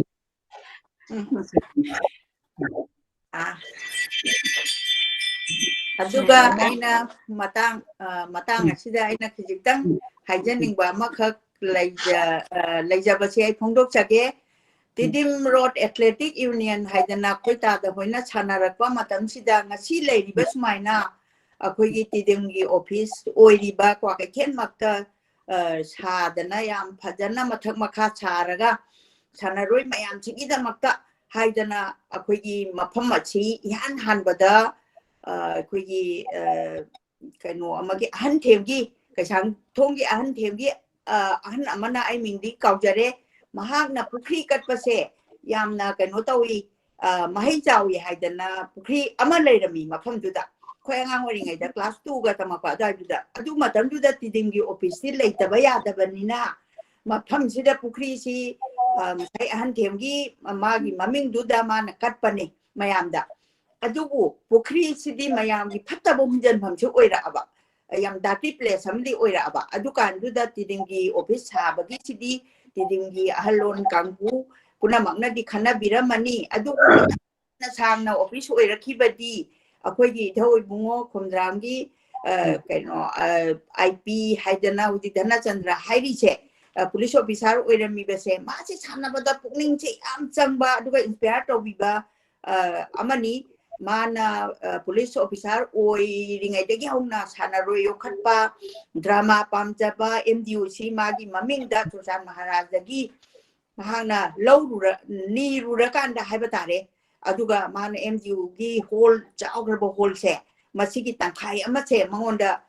ꯄꯤꯔꯛꯄꯅꯤ ꯆꯨꯔꯆꯥꯟ ꯃꯍꯥꯔꯥꯖꯅ ꯑꯗꯨꯒ ꯑꯩꯒ ꯏꯕꯦꯝꯃ ꯃꯍꯥꯛꯀꯤ ꯏꯕꯦꯝꯃ ꯑꯩꯈꯣꯏꯒꯤ ꯏꯃꯥꯁꯤꯁꯤꯁꯨ ꯆꯨꯔꯆꯥꯟ ꯃꯍꯥꯔꯥꯖꯒꯤ ꯃꯆꯥ ꯃꯌꯥꯝꯕ ꯔꯥꯖꯥ ꯗꯨꯝꯕꯔꯒꯤ ꯃꯆꯥ ꯅꯨꯄꯤꯅꯤ ꯍꯥꯏ ꯑꯩꯈꯣꯏꯗꯤ ꯈꯪꯖꯍꯧꯗ꯭ꯔꯦ ꯎꯖꯍꯧꯗ꯭ꯔꯦ ꯑꯗꯨꯕꯨ ꯅꯤꯡꯊꯧ ꯃꯆꯥ ꯅꯨꯄꯤ ꯑꯃꯒꯤꯗꯤ ꯃꯃꯥꯛ ꯅꯨꯄꯥꯗꯤ ꯑꯣꯏ ꯇꯧꯏꯒꯨꯝꯕꯁꯨꯡ ꯃꯥꯅ ꯃꯅꯤꯄꯨꯔꯒꯤꯗꯃꯛꯇ ꯁꯤ ꯀꯌꯥꯝ ꯈꯟꯒꯦꯅ ꯍꯥꯏꯕꯕꯨ ꯃꯍꯥꯛꯅ ꯃꯥꯒꯤ ꯃꯌꯨꯝꯒꯤ ꯑꯣꯏꯖꯕ ꯀꯔꯤꯒꯨꯝꯕ ꯑꯝꯇ ꯇꯧꯔꯝꯗꯦ ꯑꯗꯨꯒ ꯃꯥꯒꯤ ꯐꯪꯉꯤꯕ ꯇꯣꯂꯣꯞ ꯃꯆꯥꯁꯤꯡ ꯈꯔ ꯅꯠꯇꯅ ꯑꯗꯨꯒ ꯉꯁꯥꯏꯒꯤ MDU ꯍꯣꯜꯁꯤꯃꯁꯨ ꯂꯩꯔꯤꯕꯁꯦ ꯇꯪꯈꯥꯏ ꯑꯃ ꯁꯤꯐꯥꯎ ꯂꯧꯔꯣ ꯍꯥꯏꯔꯛꯄ ꯀꯥꯟꯁꯤꯗ ꯃꯥꯒꯤ ꯃꯇꯥꯎ ꯑꯣꯏꯔꯝꯕ ꯌꯥꯝ ꯑꯥꯔꯠꯇ ꯄꯨꯛꯅꯤꯡ ꯆꯪꯕ ꯄꯥꯕꯨꯡ ꯂꯣꯂꯤꯇꯣ ꯍꯥꯏꯗꯅ ꯁꯤꯒ ꯌꯥꯏꯁꯀꯨꯜꯃꯛꯇꯗ ꯂꯩꯕꯁꯤꯅ ꯃꯕꯥꯅꯤꯁꯦ ꯑꯦꯁ ꯏꯇꯥꯎ ꯑꯩꯒꯤꯗꯤ ꯁꯨꯃꯥꯏꯅ ꯄꯤꯔꯛꯑꯦꯅꯦ ꯍꯥꯏꯕꯗ ꯑꯩꯁꯨ ꯑꯃꯨꯛ ꯆꯦꯜꯂꯨꯈꯤꯒꯦ ꯑꯅꯤꯁꯤ ꯁꯝꯖꯟꯅꯔꯒꯗꯤ ꯑꯆꯧꯕ ꯍꯣꯜ ꯑꯃ ꯑꯣꯏꯅꯤ ꯍꯥꯏꯗꯅ ꯄꯥꯕꯨꯡ ꯂꯣꯂꯤꯇꯣꯒ ꯑꯩꯈꯣꯏ ꯏꯙꯧ IP ꯁꯤꯒꯅ ꯆꯨꯔꯆꯥꯟ ꯃꯍꯥꯔꯥꯖꯗꯒꯤ ꯄꯥꯜꯂꯤꯉꯩ ꯃꯇꯝꯗꯨꯗ ꯍꯥꯏꯖꯔꯨꯔꯀꯥꯟꯗ MDU ꯍꯣꯜꯁꯦ ꯀꯠꯆꯔꯝꯕ ꯑꯗꯨꯒꯨꯝꯕ ꯄꯥꯕꯨꯡꯗꯨꯅ ꯂꯩꯀꯥꯏꯒꯤ ꯈꯨꯟꯒꯤ ꯑꯗꯨꯒ ꯍꯧꯔꯛꯀꯗꯧꯕ ꯅꯍꯥꯔꯣꯟꯁꯤꯡꯁꯤꯒꯤ ꯑꯦꯆꯤꯞꯃꯦꯟ ꯍꯦꯛ ꯂꯥꯛꯄ ꯁ꯭ꯀꯨꯜꯗꯒꯤ ꯃꯥꯅ ꯑꯋꯥꯔꯗ ꯑꯃ ꯐꯪꯉꯛꯄ ꯑꯗꯨꯒ ꯁꯥꯟꯅꯔꯣꯏ ꯑꯃꯅ ꯃꯥꯒꯤ ꯑꯋꯥꯔꯗ ꯑꯃ ꯐꯪꯉꯛꯄꯗ ꯃꯥꯒꯤ ꯄꯨꯈ꯭ꯔꯤꯗ ꯂꯩꯔꯤꯕ ꯉꯥꯁꯦ ꯌꯥꯝ ꯆꯥꯎꯏ ꯃꯇꯝꯗꯨꯗ ꯎꯍꯧꯕ ꯍꯧꯖꯤꯛꯀꯥꯟꯗꯗꯤ ꯊꯥꯖꯔꯔꯣꯏ ꯑꯩꯈꯣꯏꯅ ꯈꯪꯉꯛꯄ ꯐꯥꯎꯕꯗ ꯉꯀ꯭ꯔꯥ ꯉꯥꯃꯨꯗ ꯅꯠꯇꯅ ꯉꯥꯇꯣꯟ ꯈꯥꯕꯛꯁꯦ ꯂꯩꯕ ꯄꯨꯈ꯭ꯔꯤ ꯑꯃ ꯂꯩꯔꯝꯃꯤ ꯃꯗꯨꯒꯤ ꯄꯨꯈ꯭ꯔꯤꯗꯣ ꯍꯦꯛꯇ ꯁꯤꯠꯂꯤ ꯑꯗꯨꯒ ꯆꯥꯛ ꯍꯦꯛꯇ ꯇꯧꯏ ꯑꯗꯨꯒ ꯃꯇꯝꯗꯨꯗ ꯑꯣꯐꯤꯁ ꯑꯣꯏꯔꯛꯄꯒꯤ ꯋꯥꯔꯤ ꯃꯆꯥ ꯑꯃꯇꯪ ꯑꯩꯅ ꯐꯣꯡꯗꯣꯛꯆꯔꯕꯗ ꯄꯥꯕꯨꯡꯗꯨꯒꯤ ꯃꯛꯀꯤꯗꯤ ꯅꯠꯇꯕ ꯑꯩꯈꯣꯏ ꯀꯩꯅꯣꯒꯤ ꯑꯩꯈꯣꯏꯒꯤ ꯃꯥꯃ ꯁꯨꯔꯦꯟꯒꯤ ꯃꯣꯏꯒꯤ ꯄ꯭ꯂꯣꯠ ꯍꯥꯏꯕ ꯇꯥꯔꯦ ꯃꯗꯩꯗꯨꯗ ꯌꯥꯝ ꯁꯥꯡꯅ ꯃꯊꯛ ꯃꯈꯥ ꯚꯔꯥ ꯑꯃ ꯔꯦꯟ ꯇꯧꯔꯒ ꯃꯈꯥꯗꯅ ꯗꯨꯀꯥꯟ ꯐꯝꯃꯤ ꯃꯊꯛꯇꯅ ꯔꯦꯟ ꯁꯥꯜꯂꯤ ꯑꯗꯨꯒꯨꯝꯂꯕ ꯔꯦꯟꯇꯨꯒꯤ ꯑꯋꯥꯡ ꯊꯪꯕꯗ ꯀꯥꯆꯥꯎ ꯑꯃ ꯂꯩꯕꯗꯣ ꯑꯗꯨ ꯇꯤꯗꯤꯝ ꯔꯣꯗ ꯑꯦꯊ꯭ꯂꯦꯇꯤꯛ ꯌꯨꯅꯤꯌꯟꯒꯤ ꯑꯣꯐꯤꯁ ꯑꯣꯏꯅ ꯃꯗꯨꯗ ꯆꯍꯤ ꯀꯌꯥ ꯑꯣꯏꯒꯦ ꯍꯥꯏꯕꯁꯤꯗꯤ ꯌꯥꯝ ꯁꯥꯡꯅ ꯑꯣꯏꯈ꯭ꯔꯦ ꯑꯩꯈꯣꯏꯅ ꯍꯧꯖꯤꯛ ꯇꯤꯗꯤꯝ ꯔꯣꯗꯀꯤ ꯄꯥꯔꯃꯤꯅꯦꯟꯁꯤ ꯁꯥꯕꯒꯤꯗ ꯌꯥꯝꯅ ꯆꯌꯦꯠꯅꯕ ꯀꯩꯗꯧꯕ ꯃꯌꯥꯝ ꯌꯥꯝ ꯀꯨꯏꯅ ꯌꯥꯈꯤꯗ꯭ꯔꯦ ꯑꯗꯨꯕꯨ ꯀꯥꯏꯅꯊꯪꯗ ꯌꯥꯔꯛꯇꯅ ꯍꯧꯖꯤꯛ ꯃꯊꯪ ꯃꯈꯥ ꯁꯥꯔꯤꯕꯁꯤꯗꯤ ꯉꯔꯥꯡ ꯈꯛꯇꯅꯤ ꯑꯗꯨꯒꯤ ꯃꯃꯥꯡꯗꯗꯤ ꯈꯣꯝꯗ꯭ꯔꯥꯝꯒꯤ ꯑꯗꯨꯒꯨꯝꯂꯕ ꯑꯩꯒꯤ ꯍꯦꯛ ꯃꯥꯃ ꯑꯇꯣꯟꯕ ꯑꯩꯅꯗꯤ ꯍꯥꯏꯕ ꯊꯣꯛꯇ꯭ꯔꯤꯉꯩꯗ ꯇꯟꯗꯟ ꯍꯥꯏꯅ ꯀꯧꯏ ꯃꯉꯣꯟꯗ ꯑꯩꯅ ꯀꯧꯕ ꯃꯤꯡꯁꯦ ꯀꯅꯥꯝꯇ ꯀꯧꯅꯗꯦ ꯑꯩꯒꯤꯗꯤ ꯇꯟꯗꯟꯅꯤ ꯇꯟꯗꯟꯁꯤꯅ ꯃꯥꯅ ꯐꯨꯠꯕꯣꯜ ꯄ꯭ꯂꯦꯌꯔ ꯑꯃ ꯑꯣꯏꯅ ꯌꯥꯝꯅ ꯄꯨꯛꯅꯤꯡ ꯆꯪꯅ ꯂꯥꯛꯄꯁꯤꯗ ꯏꯙꯧꯅ ꯉꯁꯥꯏꯒꯤ ꯀꯩꯅꯣꯁꯤꯅ ꯀꯥ ꯑꯃꯗꯤ ꯑꯩꯈꯣꯏ ꯁꯤꯗꯒꯤꯕꯨ ꯂꯥꯛꯇꯅ ꯚꯔꯥ ꯀꯌꯥꯝ ꯂꯥꯛꯀꯅꯤ ꯇꯤꯗꯤꯝꯒꯤ ꯑꯣꯐꯤꯁꯁꯦ ꯂꯩꯇ꯭ꯔꯒꯗꯤ ꯃꯤ ꯄꯨꯟꯐꯝꯁꯦ ꯂꯩꯇꯦ ꯍꯥꯏꯗꯅ ꯑꯩꯈꯣꯏꯒꯤꯗꯨꯗ ꯂꯩꯔꯝꯕꯗꯒꯤꯁꯨ ꯑꯩꯒꯤ ꯁꯥꯟꯅꯕꯒꯤ ꯋꯥꯈꯜ ꯑꯗꯒꯤ ꯃꯥꯃ ꯑꯃꯗꯤ ꯇꯥꯗ ꯑꯅꯤꯅ ꯁꯥꯟꯅꯕꯗꯨꯗ ꯑꯩꯒꯤ ꯋꯥꯈꯜꯁꯦ ꯂꯩꯈꯤꯕ ꯑꯗꯨꯒ ꯅꯝꯊꯔꯒ ꯑꯗꯨꯝ ꯍꯥꯏꯕ ꯇꯥꯔꯦꯀꯣ ꯑꯩꯒꯤ ꯁꯥꯟꯅꯕꯒꯤ ꯀꯩꯅꯣꯁꯤ ꯂꯩꯈꯤꯗꯕꯅ ꯑꯩꯅ ꯁꯦꯀꯦꯟ ꯚꯤꯖꯤꯠꯇ ꯊꯥꯔꯠꯇꯔ ꯑꯩ ꯑꯗꯨꯐꯥꯎ ꯀꯥꯎꯁꯜꯂꯛꯑꯦ ꯑꯩꯒꯤ ꯏꯆꯥꯅꯨꯄꯤ ꯃꯣꯅꯤꯀꯥꯒ ꯑꯩꯒꯤ ꯏꯌꯥꯅꯨꯄꯥ ꯁꯥꯏꯖꯤꯒꯅ ꯑꯩꯁꯦ ꯁꯥꯟꯅꯐꯝ ꯑꯃꯗ ꯑꯆꯧꯕ ꯁꯥꯟꯅꯕ ꯑꯃꯈꯛꯇ ꯀ꯭ꯔꯤꯀꯦꯠꯅꯤ ꯃꯗꯨꯗ ꯁꯥꯟꯅꯕꯗꯨꯅ ꯃꯗꯨ ꯄꯨꯈꯤꯕꯗꯣ ꯃꯣꯏꯅ ꯃꯃꯥꯁꯤ ꯌꯥꯝ ꯅꯨꯡꯉꯥꯏꯔꯝꯃꯣꯏꯅ ꯈꯜꯂꯝꯒꯅꯤ ꯑꯩꯗꯤ ꯃꯗꯨ ꯄꯨꯕꯤꯕꯗꯨꯗ ꯑꯩꯅ ꯅꯨꯃꯤꯠꯇꯨꯗ ꯍꯔꯥꯎꯕꯁꯦ aina mathang aigi thamoi dagi aigi wakhandagi yengkiba punamak aina angangurengeda sanaba mak natragasu adumaina tawtana ya adugi nuaibado adugi America gi chaurba stadium duda ai yengba phangjaki adumaga aina mafamsida ai share tawjage asuki mati sanabada thawai yawba imungdagi hogjarakpa aduga arti lamda kayamu yamna idongna ibuluna tawbi MDU gi drama khudingma akoi angang mayam gi phampham tongana piraga yengba pubirei masimatanga aina lai oikraba amadi ngasi ngangbi tawbiriba ibungi mafamda ehna nonglupa uchari aduga phongdokpasu uchak yamna nungaire nene Chitra nasu babaigi maramda hena haibire imanasu haibire akoi mayam asi khangbasi akoi na hujik Manipur si sanabagi lamda yamna mayamna mingchat phangakpase masigi mamangda kamaina tawrai masidai sida kanana sanarami habasi akoi gi khangbagi responsibility lawbagi matamni aduna akoi na ngasi wari sari basi babai se 1938 ta pokpane aduna hujik 83 years oira kanda akoi da hujik pautak pipi dana yamna nungsina akoi ngasi gi chahi horakpagi sida people of Manipur da akoi na honor tawjaba phangbasi akoi gi tamakta di amna laibak phabani mangon laibani haina khanjai aduga sai nene Chitrana mayam su share tawbikre masidai sida babaina nene Chitra da haining ba wa amanidang haibinaba Chitra ai isen napi se mara aibu kanija hockey ziki yelen nana lady mani ai yamna hayo da Monica ai je karau sina yada hayo mara mata ponema naction nana adoka punsi nongai laina aina isorda nigeri yamna nangsi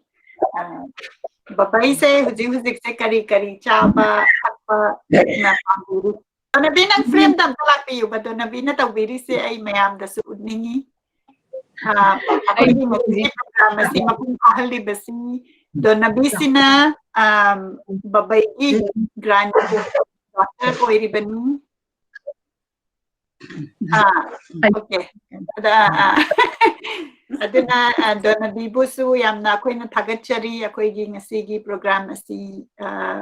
mai pakhan bagi yamna sigumba tangna phangba akoy na ahan laman si nolokpa utpa akoy mayam phaminnarakanda kanana kari tawbirami habise akoy sukau roidabani ngasai nene Chitra na haibigi bado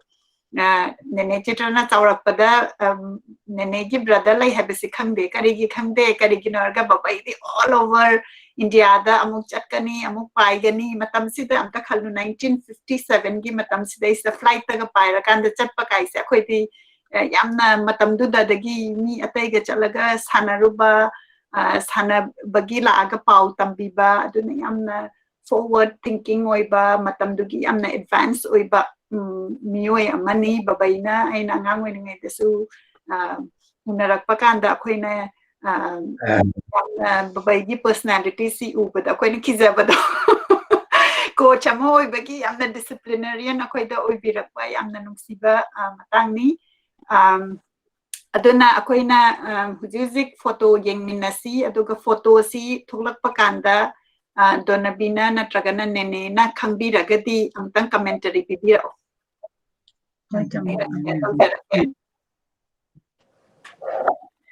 ina profile picture ni koy gi ngasi ona tawmina riba Shri Laishram Nabakumar Singh gi aduga mathangda lokhatjarake masi picture sida tharisi Imphal West District Badminton Association guest of honor oibikiba matamduda 2011 gida aduna sports any masana football natragana hockey sanaragasu atai gi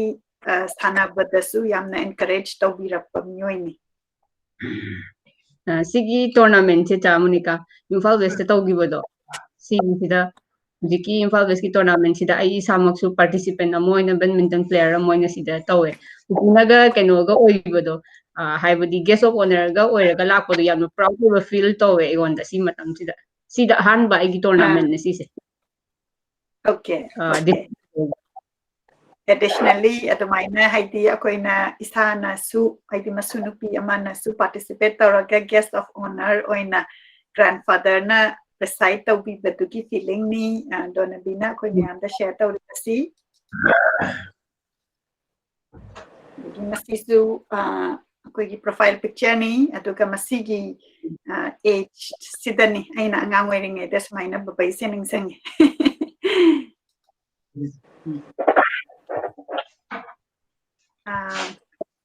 Tigina sana bagi mal. Mana.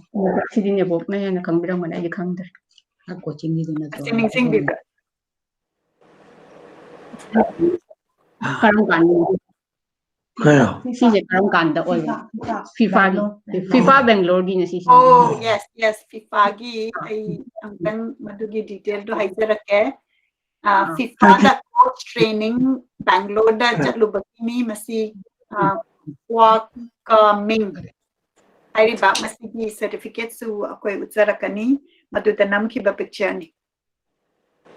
Certificate of honor. This certificate of honor is awarded to Shri Nabakumar Singh in recognition of his proficiency in the game of football and also of representing Assam in the National Football Championship, which Manipur was an affiliated unit of Assam Football Association. Masti 1992 then.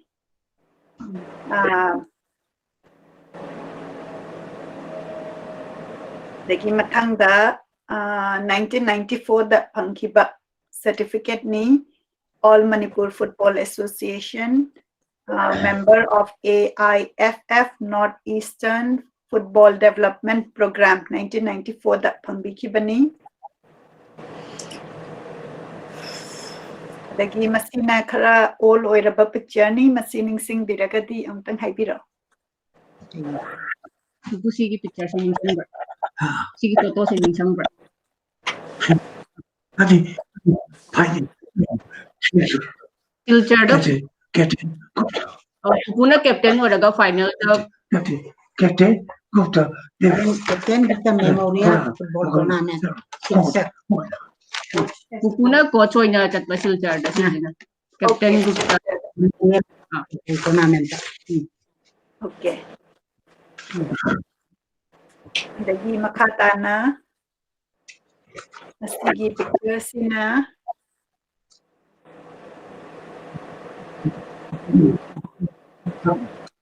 sisi mo sagi FIFA Bangalore gi. okay FIFA gi. International Olympic Committee. That's the Yawi Hiba. Juan Antonio Samaranch, President of the International Olympic Committee, certifies that Mr. Laishram Nabakumar Singh has taken part in the Olympic Solidarity course in football. 1996 ki. Lagi masina Federation International the Football Association Olympic Solidarity coaching course ki FIFA gini 1996 ta.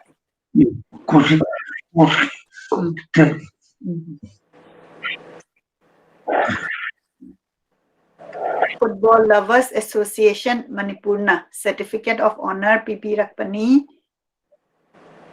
This certificate of honor is presented to Shri Laishram Nabakumar Singh in recognition of his outstanding devotion and contribution to the game of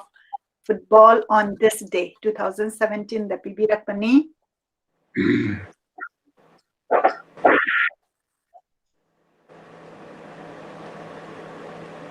Bukamastina.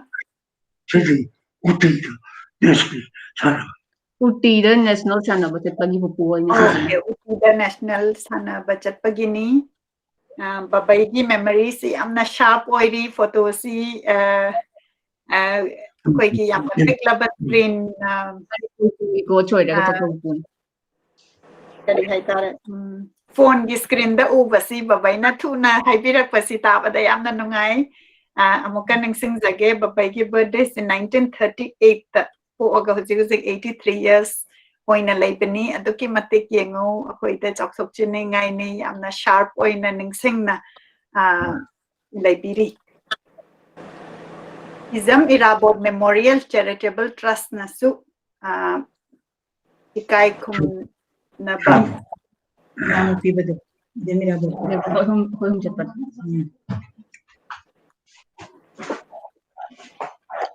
이까이 쿰나바 비비락바니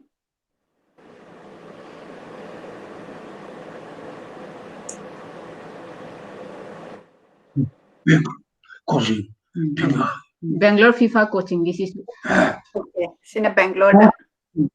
coach mayam okay coach mayam gasana minaba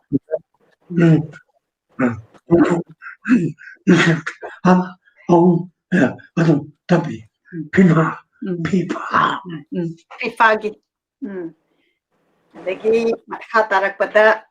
babaigi pokpiba babaga maga gi picture ni ado babaina haibada khon nungaitragasu nenena amtang haibiyu baba imagi amaramda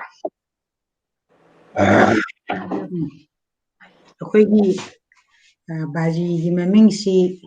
Laishram Mani udre Donnabii nang maning da chalo sorry okay yare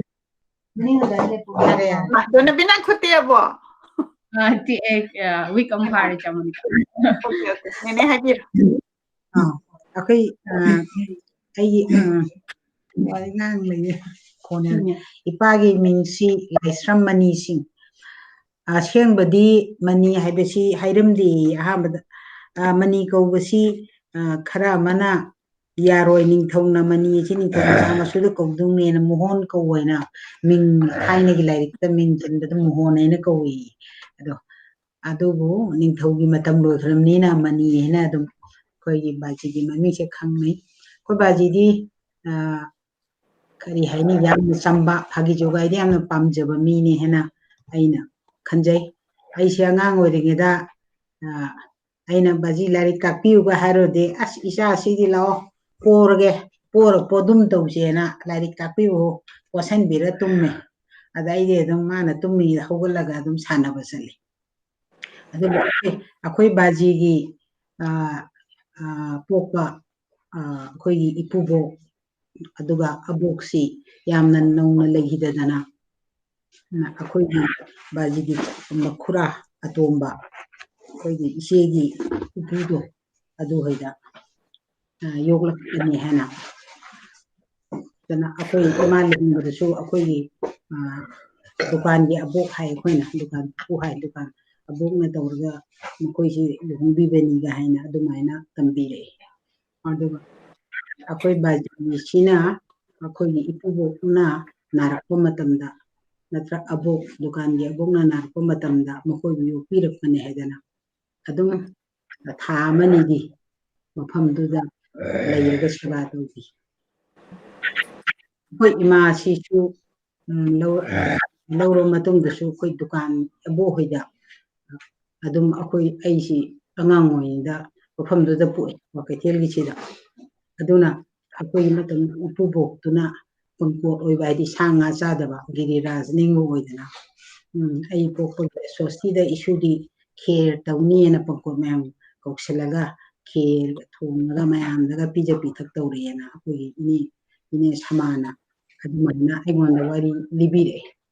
da akoi madi ain yam leiba haidai akoi baji dawdi tawdi madin diam leiba aduga miyok michan phaba haida mi khuding makse adum macha dawna khanba mangonda aina ngakhiba haidai nongma aina matamdude ikoi yam chawre thabak tawba hore dubu koi mana nongma nongdang ama khidin kwarmanda dukan macha am lei halaga ma hai as ngasai di wonga pa chukaido aduna ma phajana shelaga hana gi dress onthoga lai ꯐꯤꯖꯦꯠꯇꯣ ꯑꯩꯗꯤ ꯈꯪꯉꯨꯗ꯭ꯔꯦ ꯑꯗꯨ ꯈꯨꯔꯝꯃꯦꯌꯦ ꯑꯗꯣ ꯏꯃꯥ ꯑꯩ ꯌꯨꯝ ꯍꯜꯂꯗꯣꯏꯅꯤ ꯍꯥꯏꯔꯝꯃꯦꯌꯦ ꯑꯩꯅ ꯀꯔꯤꯅꯣꯅꯦ ꯁꯤꯐꯥꯏ ꯊꯣꯡꯉꯛꯄ ꯍꯥꯏꯗꯤ CRPFꯅ ꯏꯃꯥꯗ ꯈꯨꯔꯝꯃꯤ ꯀꯔꯤꯒꯤꯅꯣ ꯍꯥꯏꯅ ꯑꯩ ꯁꯨꯝ ꯈꯜꯂꯦ ꯃꯔꯣꯟꯁꯨ ꯃꯥꯗꯤ ꯍꯤꯟꯗꯤꯒꯗꯤ ꯀꯔꯤꯝꯐꯥꯎ ꯍꯩꯖꯕꯁꯨ ꯅꯠꯇꯦ ꯏꯪꯂꯤꯁ ꯉꯥꯡꯕꯁꯨ ꯍꯩꯇꯦ ꯀꯔꯝꯍꯥꯏꯅ ꯇꯧꯅ ꯄꯥꯎ ꯐꯥꯎꯅꯔꯨꯅꯣ ꯏꯃꯥ ꯅꯪꯅ ꯈꯨꯔꯝꯃꯤꯗꯤ ꯃꯥꯅ ꯊꯣꯡꯗꯨ ꯃꯌꯥꯗꯨꯗ ꯁꯪꯕ ꯍꯥꯏꯗꯤ ꯊꯣꯡ ꯅꯝꯕꯣꯝꯕꯤꯗꯣ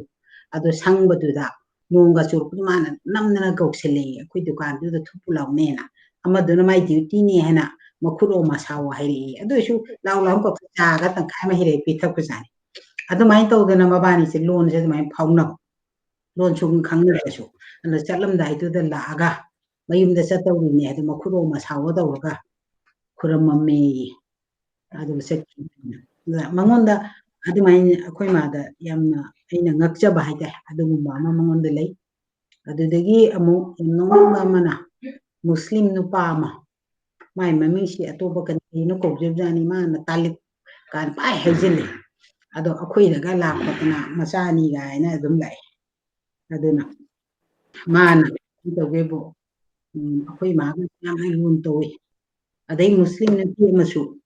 ꯌꯥꯝꯅ ꯏꯃꯥ ꯍꯥꯏꯅ ꯂꯨꯅ ꯇꯧꯋꯤ ꯅꯣꯡꯃ ꯑꯩꯅ ꯆꯥꯟꯗꯦꯜꯗ ꯄꯣꯁꯇꯤꯡ ꯇꯥꯔꯤꯉꯩꯗ ꯑꯩꯈꯣꯏ ꯃꯥꯒ ꯏꯕꯥꯅꯤꯁꯤ ꯑꯩꯁꯤ ꯀꯩꯅꯣ ꯃꯣꯔꯦꯗ ꯆꯠꯄ ꯇꯥꯕ ꯑꯗ ꯃꯣꯔꯦꯗ ꯆꯠꯄꯗꯨꯗ ꯍꯧꯖꯤꯛꯀꯤ ꯃꯨꯁꯂꯤꯝ ꯅꯨꯄꯤꯗꯨ ꯊꯣꯛꯂꯛꯏ ꯑꯁ ꯏꯃꯥ ꯀꯗꯧꯗ ꯂꯥꯛꯏꯅꯣ ꯍꯥꯏ ꯁꯨꯃꯥꯏꯅ ꯂꯥꯛꯏꯅꯤ ꯈꯣꯠꯂꯤꯅꯤ ꯍꯥꯏ ꯍꯣꯇꯦꯜꯗ ꯑꯩꯈꯣꯏ ꯂꯦꯛꯇꯣꯏꯅꯤ ꯍꯟꯕ ꯅꯪꯗ꯭ꯔꯦꯅ ꯇꯧꯕꯗꯨꯗ ꯃꯨꯁꯂꯤꯝ ꯅꯨꯄꯤꯗꯨ ꯃꯃꯤꯠꯇ ꯏꯔꯥ ꯆꯦꯜꯂ ꯁꯨꯃꯥꯏꯅ ꯍꯥꯏ ꯑꯩꯒꯤ ꯀꯥ ꯋꯥꯏꯕ ꯂꯩꯕꯅꯤ ꯏꯃꯥ ꯅꯪꯕꯨ ꯑꯩꯅ ꯁꯦꯕꯥ ꯇꯧꯅꯤꯡꯕꯅꯤ ꯑꯩꯅ ꯊꯣꯡꯕ ꯀꯔꯤꯅꯣ ꯈꯔꯗꯪꯁꯨ ꯑꯩ ꯄꯤꯖꯅꯤꯡꯕꯅꯤ ꯑꯗꯨꯕꯨ ꯙꯔꯃ ꯍꯥꯏꯁꯤꯅ ꯑꯩꯈꯣꯏꯁꯤꯕꯨ ꯀꯌꯥ ꯇꯣꯈꯥꯏꯅ ꯇꯥꯍꯜꯂꯕꯅꯣ ꯍꯥꯏꯔꯦ ꯅꯨꯄꯤꯁꯤꯅ ꯃꯃꯤꯠꯇ ꯏꯔꯥ ꯆꯦꯜꯂꯦ ꯀꯞꯂꯤ ꯇꯧꯔ ꯃꯥꯅ ꯎꯍꯩ ꯈꯔ ꯂꯩꯔꯨꯔꯦ ꯏꯃꯥꯅ ꯁꯤꯗꯗꯤ ꯆꯥꯕꯤꯌꯨꯀꯣ ꯍꯥꯏꯅ ꯏꯃꯥꯅ ꯎꯍꯩꯗꯣ ꯑꯗꯨꯝ ꯍꯔꯥꯎ ꯂꯧꯍꯧ ꯑꯗ ꯑꯩꯅ ꯈꯜꯂꯦꯕ ꯃꯤꯑꯣꯏꯕꯒꯤ ꯃꯤꯅꯨꯡꯁꯤꯕꯁꯤꯗ ꯂꯩ ꯃꯥꯅꯤ ꯍꯥꯏꯕꯁꯦ ꯅꯨꯄꯤꯗꯨꯅ ꯑꯩꯉꯣꯟꯗ ꯌꯥꯝꯅ ꯅꯨꯡꯉꯥꯏꯍꯧꯗꯕ ꯍꯥꯏꯇꯥꯔꯦ ꯑꯩꯈꯣꯏꯗ ꯈꯦꯠꯅꯕ ꯊꯝꯕꯗꯨꯒꯤ ꯃꯇꯥꯡꯗ ꯑꯗꯒꯤ ꯌꯥꯝ ꯅꯣꯛꯅꯤꯡꯕ ꯑꯃꯅ ꯑꯩꯈꯣꯏ ꯏꯃꯥꯁꯤꯒꯤ ꯈ꯭ꯋꯥꯏ ꯉꯛꯄ ꯑꯃꯅ ꯅꯣꯡꯃ ꯍꯋꯥꯏꯖꯥꯔ ꯈꯔ ꯄꯨꯔꯛꯑꯦ ꯗꯨꯀꯥꯟꯗ ꯃꯥꯗꯤ ꯆꯥꯁꯨ ꯆꯥꯖꯗꯕꯗꯣ ꯆꯥꯕ ꯍꯥꯏꯗꯤ ꯁꯦꯡꯕ ꯃꯥꯡꯕ ꯂꯥꯏꯅꯤꯡꯕꯒꯤ ꯑꯗꯨꯃꯗꯤ ꯇꯧꯋꯦ ꯀꯗꯥꯏꯗꯕꯨ ꯅꯤꯡꯊꯧꯈꯣꯡꯗꯩ ꯃꯃꯥꯟꯅꯕꯤ ꯄꯤꯔꯛꯏꯕꯅꯤ ꯄꯣꯔꯛꯑꯕꯅꯤ ꯒꯥꯔꯤ ꯇꯣꯡꯉꯒꯦ ꯇꯣꯡꯉꯣꯏ ꯇꯣ ꯑꯩ ꯃꯁꯤ ꯃꯤꯅ ꯑꯩꯕꯨ ꯅꯨꯡꯁꯤꯅ ꯄꯤꯖꯔꯛꯄꯅꯦꯅ ꯄꯨꯕ ꯂꯥꯛꯏꯅꯦ ꯀꯥꯏꯅ ꯑꯗꯩ ꯌꯥꯝꯅ ꯑꯉꯛꯄ ꯑꯃꯅ ꯔꯤꯛꯁꯣ ꯗ꯭ꯔꯥꯏꯚꯔ ꯑꯃꯅ ꯄꯣꯔꯣꯡ ꯑꯃ ꯂꯩꯔꯒ ꯅꯣꯡꯃ ꯄꯤꯔꯛꯑꯦꯅ ꯅꯨꯡꯗꯥꯡ ꯑꯃ ꯈꯩꯗꯦꯟ ꯍꯟ ꯄꯤꯔꯦ ꯈꯜꯂꯦ ꯏꯃꯥ ꯔꯤꯛꯁꯣ ꯗ꯭ꯔꯥꯏꯚꯔ ꯅꯣꯡꯃꯒꯤ ꯁꯨꯔꯒ ꯆꯥꯖꯩꯕ ꯅꯉꯣꯟꯗ ꯄꯣꯔꯣꯡ ꯁꯨꯛ ꯆꯥꯎꯕ ꯑꯃ ꯂꯩꯔ ꯄꯤꯔꯛꯏꯁꯤ ꯀꯃꯥꯏꯅ ꯇꯧꯔꯤꯅꯣ ꯑꯩꯅ ꯍꯪꯉꯨ ꯃꯥꯅ ꯅꯣꯛꯑꯒ ꯍꯥꯏꯔꯦ ꯅꯪ ꯀꯩꯁꯨ ꯈꯪꯄꯣꯠꯇꯦꯗ ꯑꯩꯅ ꯃꯥꯅ ꯄꯩꯁꯥꯒ ꯂꯩꯇꯕꯗ ꯈꯔ ꯁꯨꯝ ꯄꯤꯕꯗꯨꯗ ꯃꯥ ꯄꯩꯁꯥ ꯍꯔꯥꯎꯗꯅ ꯑꯩꯉꯣꯟꯗ ꯂꯩꯔꯛꯏꯅꯦ ꯌꯥꯝ ꯅꯣꯛꯅꯤꯡꯕ ꯑꯃꯈꯛ ꯃꯥꯒꯤꯅꯤ ꯑꯃꯈꯛ ꯂꯩꯖꯩꯌꯦꯕ ꯑꯗꯨꯅꯤ ꯃꯥꯅ ꯑꯩꯈꯣꯏ ꯏꯆꯦꯗꯁꯨ ꯇꯧꯔꯤꯗꯣ ꯏꯆꯦꯅ ꯏꯃꯥꯒꯤ ꯋꯥꯔꯤ ꯍꯦꯛ ꯇꯧꯔꯗꯤ ꯏꯃꯥ ꯃꯕꯨꯛꯅꯤꯡ ꯅꯨꯡꯁꯤꯔꯛꯀꯅꯤ ꯀꯔꯝꯕ ꯃꯥꯅ ꯀꯣꯂꯦꯖꯇ ꯍꯜꯂꯛꯄ ꯃꯇꯝꯗ ꯏꯃꯥꯕꯣꯛ ꯑꯣꯏꯅ ꯀꯧꯅ ꯂꯥꯛꯑꯣ ꯏꯆꯥ ꯄꯤꯔꯣꯒꯕ ꯌꯥꯝ ꯅꯨꯡꯁꯤꯕ ꯋꯥꯔꯤ ꯂꯩꯕꯅꯦꯕ ꯃꯕꯥꯅꯤꯒꯤ ꯑꯗꯨꯃꯥꯏꯅ ꯇꯧꯗꯅ ꯅꯨꯡꯕꯥꯗꯒꯤ ꯇ꯭ꯔꯥꯏꯕꯦꯜ ꯑꯃ ꯃꯃꯤꯡꯗꯣ ꯀꯔꯤ ꯀꯧꯕꯅꯣ ꯈꯪꯗꯦ ꯃꯥꯅ ꯃꯟꯇ꯭ꯔꯤꯕꯒꯥꯏꯌꯦ ꯃꯟꯇ꯭ꯔꯤ ꯀꯩꯅꯣ ꯊꯣꯟꯖꯤꯜꯂꯦ ꯑꯗꯨꯅ ꯀꯃꯥꯏꯅ ꯇꯧꯏ ꯂꯝꯕꯤ ꯅꯥꯀꯜꯗ ꯌꯣꯡꯆꯥꯛ ꯈꯪꯗꯦ ꯃꯇꯝꯗꯨꯗ ꯊꯣꯛꯄ ꯄꯣꯠꯊꯣꯛꯁꯤꯡꯗꯣ ꯆꯤꯡꯒꯤ ꯀꯣꯝꯂꯥ ꯈꯪꯗꯦ ꯄꯨꯔꯒ ꯌꯣꯟꯕꯗ ꯃꯤꯅ ꯍꯦꯛ ꯇꯥꯟꯕꯤꯕꯖꯥꯠꯅꯤ ꯑꯩꯅ ꯀꯧꯁꯤꯜꯂꯒ ꯃꯥꯒꯤ ꯗꯨꯀꯥꯟ ꯃꯌꯥꯗꯨꯗ ꯍꯦꯛ ꯐꯝꯍꯟ ꯈꯣꯠꯍꯟꯅ ꯇꯧꯋꯤ ꯑꯗꯨꯗꯒꯤ ꯑꯗꯨꯝ ꯈꯪꯅꯈꯤꯕ ꯑꯩꯈꯣꯏꯗꯒꯁꯨ ꯍꯦꯛ ꯂꯥꯛꯑꯝꯃꯦ ꯑꯗꯩ ꯑꯩꯈꯣই ꯅꯨꯡꯕꯥꯗ ꯂꯥꯛꯑꯣ ꯑꯩ ꯉꯥ ꯌꯣꯛꯏ ꯉꯥ ꯆꯥꯁꯤ ꯈꯣꯠꯁꯤꯒ ꯍꯥꯏꯅ ꯃꯆꯥ ꯐꯥꯎ ꯄꯨꯔꯒ ꯑꯩꯈꯣꯏ ꯈꯪꯅꯍꯟꯅꯕ ꯑꯩꯈꯣꯏ ꯇꯥꯗ ꯑꯩꯈꯣই ꯈꯪꯅꯍꯟꯅꯕꯅꯦ ꯄꯨꯔꯛꯑꯦ ꯑꯗꯨꯅ ꯁꯤꯅ ꯑꯩꯈꯣꯏ ꯃꯥꯒꯤ ꯂꯥꯏꯔꯤꯛ ꯂꯥꯏꯁꯨ ꯍꯩꯕ ꯍꯩꯇꯕ ꯋꯥꯗ ꯃꯥꯒꯤ ꯇꯣꯞ ꯇꯣꯞꯄ ꯑꯃ ꯍꯦꯛ ꯂꯩꯖꯩꯌꯦ ꯑꯗꯨꯅ ꯃꯥꯅ ꯃꯤ ꯈꯨꯗꯤꯡꯃꯛꯄꯨꯗꯤ ꯂꯣꯏꯅꯕ ꯀꯣꯟꯁꯤꯟꯅꯕ ꯍꯦꯛ ꯇꯧꯔꯝꯃꯦ ꯃꯔꯨ ꯑꯣꯏꯅ ꯏꯃꯥꯅ ꯏꯆꯦꯒꯤ ꯃꯇꯥꯡꯗꯁꯨ ꯑꯗꯒꯤ ꯈꯥꯕꯝꯒꯤ ꯏꯆꯦ ꯔꯟꯙꯣꯅꯤ ꯑꯩꯈꯣꯏꯅ ꯏꯆꯦ ꯃꯦꯝꯃꯥꯒꯤ ꯈꯥꯕꯝ ꯏꯆꯦꯗꯣ ꯑꯗꯨꯒꯤ ꯃꯇꯥꯡꯗꯁꯨ ꯑꯩꯉꯣꯟꯗ ꯌꯥꯝ ꯇꯣꯏꯅ ꯍꯥꯏ ꯅꯪꯅ ꯅꯆꯦꯁꯤꯡꯁꯤ ꯁꯤ ꯇꯧꯒꯗꯕꯅꯤ ꯑꯩꯈꯣꯏꯒꯤ ꯁꯤꯅꯤ ꯑꯗꯨꯅꯤꯁꯦ ꯑꯇꯩꯗꯤ ꯈꯪꯗꯦ ꯃꯕꯥꯅꯤꯒꯤꯗꯃꯛꯇꯗꯤ ꯃꯈꯣꯏꯒꯤ ꯀꯩꯅꯣ ꯑꯩꯈꯣꯏꯅ ꯂꯣꯏꯅ ꯇꯧꯕ ꯉꯝꯗ꯭ꯔꯦ ꯀꯩꯅꯣꯝ ꯍꯥꯏꯕꯗꯅ ꯑꯉꯝꯕꯗꯨꯗꯤ ꯂꯝꯕꯤꯗꯨꯕꯨ ꯆꯠꯂꯁꯨ ꯆꯪꯉꯒ ꯍꯪꯒꯗꯕꯅꯦ ꯑꯗꯨ ꯇꯧꯒꯗꯕꯅꯦꯅ ꯏꯃꯥꯅ ꯌꯥꯝ ꯇꯣꯏꯅ ꯇꯥꯛꯄꯤ ꯑꯁꯤꯃ ꯑꯗ ꯃꯥꯗꯤ ꯂꯝꯕꯤ ꯁꯨꯝ ꯆꯠꯄꯁꯦ ꯈꯥ ꯋꯥꯡꯒꯤ ꯌꯨꯝꯂꯣꯟ ꯀꯩꯔꯣꯟꯅꯕ ꯂꯝꯕꯤ ꯋꯥꯡꯃ ꯑꯗꯨ ꯅꯪ ꯀꯔꯤ ꯆꯥꯔꯤꯒꯦ ꯃꯃꯤꯁꯦ ꯀꯧꯔ ꯈꯔ ꯈꯥꯎꯋꯥꯡꯇ ꯂꯥꯎꯔ ꯆꯠꯂꯦ hanga adugumba amakak mangonda leijai aduga aigi ipagi de adum matik chamjaba aduga magi haibu allaman budi mukhra maton dune hek yok pirakpado adugi wakhalna natana henna sebata mu wakhalamade aigi ipada lei haibasima ai thajai aduga imagi de ima leita matamda akoi leikai ni misingna akoida swaina ngangna hoina akoi Dr. Sadna aigunda tami che swa hayowini tada su lei nang su lei na ko social work di mayang idum tada na sports or su nang na to pa do su tawrimni adu mi na di makoi mungse ina man leitramni na ne thaina ga manar roi mi ga ching do mandre da hayowi hay da man hayru ise su tada su mayang mi tawri si hay adu ga yam khenei da na hay sima aingonda khwai haidi khoi magi magullo adu khoina nungsibi ba haidai nyobese de mi je khana chaina re le kai ma hada thokini ma ne khamadi de yai ngo bu du se de yai kamai de no khande adu gu mangonda kari nong khakti yaw hai adai ma na so aingonda nangna ai ngakte yengdana ningonda dendi pi ba haidu di na khura na to na mamada aduna nungsi na ba haidu di pulap manga dane marani matungina dendi pi ba se nangna budi hai chumme adu ai ne du de am changramni na nang ngasai na khura na to ne china na wi nungsi na badum di nang na punchi manga damne sima ima na ngone kan hairam adu khoi su khara phingma mi oi dana adu hairi ga do kauthok na ja adu matawi masi mi gi polopadi yaw ba haidai aina ngasai da sum haibada khoi ta na tan kau ho bom le mayamna hojiksu manipur gi khoi Ratneshwari Goswami hena huelam pau da mana sports mayam ibagi sports person mayam ibagi masi ahan boina akhoi da bijaimle mangoban silakni da mana yam thamna thiru yani da ni sing na hai manipur gi football gi maram da khangi di sain tawna Laishram Nabakumar na leibani adu da hangu so hai da mana all India radio da laga bija da haijane swain tawna Laishram Nabakumar du katai le bijano ne adeda akhoi bijan hinchabi nang khangro akhoi chegi dada dani ne o hai tar maban silai matam du su khoi laibak thiba haigadra khoi dada gi masangam da boy dana interview sham tena na hangdo khara hangatu wa na photo nung do ga su mo da samthok piro na pi judi so idana kari to gino mangi ba aman ga su dum yaw aduna marakta su oni da radio mi su dum lai makhoi adum recording tawba ya ba da khon sigi nungairak ta basu budi khotare khara budi kuire haibetai ada hojiksu adumak nan pakui kuidri thamani gi mamang da sunu pa amka koi masak maming su khangjawdre koi ju hangudre minini ro minini humi re lai ta da ma ba changjala rai ka puto wari ga se tawna ra dana tawrame kari gi no football matang da hangu su lai kai no di khangdra akui mi sin ja duma na di he hangbire atopa na su la bu su ko shishu magi pamani da akoi magi encouragement ne na idi longni ingonda su dunga nonga meeting amagi da ina wangang bada keno tawna pathu haibada mayam tamyamna lahaning dam nei tu ge hairu he ma di masi de taram ja ni ra hol gandi me maro hol gi nakanda le ra hala ngangi mayam mamang da nang gi to pathu ke haidadna nang na tumina la imarum kari gino nang yam na de lekta ni ni ingonda saye ade aina sum thengna rakpada akoi ta da hogi na sanaba ga se kangjai bungda ga se ma khaiden phamri marak tu daga ko ata yengu jane tanga da mayam gani am nung sina ga asma la ye du tawre sum phambi wai tawre i ga na ga so dum tamme ada akoi baji de du gum ga do mo logje bonate ma be yum da tumina dum lejaba masa su khara son mani na ko adu gumba kana gumba mo yaw de da akoi ma gi encouragement to aduna ne ba akoi ta da hoi na kana ni bu kana to no ba compete to no ba ngamak pagi kana ma lei rei se na ma be shya ya di lan be di ya di akoi na sima akoi da kana iri se adagi mina yang kana wa nganga tar su ka he na madu sakta na khumunu hai na akoi da hai ada kharam na hai adu di personality na sa gi mang dra hai iman hai mai tei pawro ma lei bani uwagi makha thabadi patani migi makha thabadi mina ngangba thina busesu nangonda kashi mangdo na tiena ki het hai aduna khana seinadana chana sinana leimina na bai se mayam kana ekoida poktakpi adu mana hairami memdo akoina loina illu mukti namdabsu yawe asima aina akoi magi thingna jabani aduga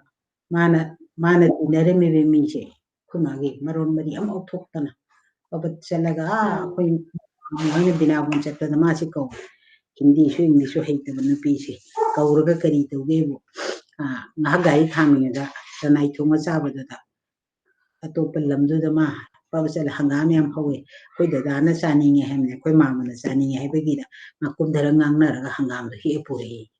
yumdu gi ni su piyena adumai kauraga ka tamme aduma mi sittaba khadam madak to mi ubadi ma phajan sayeba mana saybida mi do chawde yam thi say grajani adu say resu mi do chawde pukta pibudung lawela adugumba ma akoi imada dilei akoi munadi yobungam jaroi traba haibeta akoi baji imaga amana yamna kari hani kari bo hajadna tumina panglei jaba ikap tap jaba akoi iman haini babadi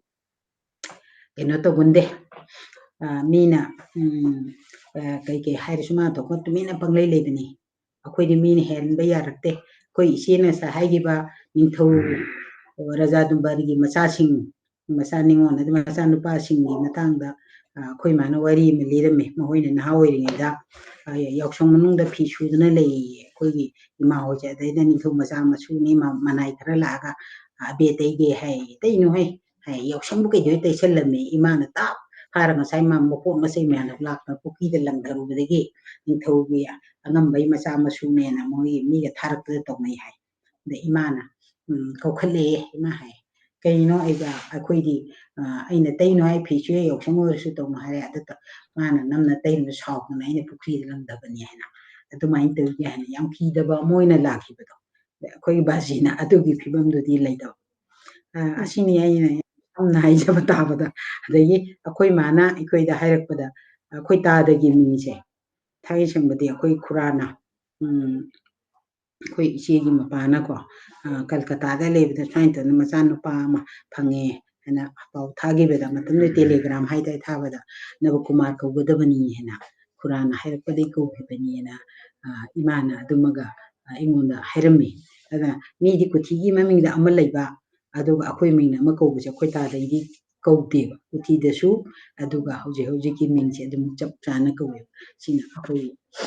pura nganjong thon biram bai tai family ani si bidi akoi ma koi baji de ko dukan abu hari yu oga akoi dukan inda sawre dengi akoi chene de khan dukan matham makha sabam leirme maming doi kawre adu dukan da kuje yola ga tumain leikiba aduna hena so naksinabagi nungsinabagi marido da ipubo ani si masa sing naksine se aduna ni hena ni adum haijeni aduna khangde da ni haigada na matang ye chong loisin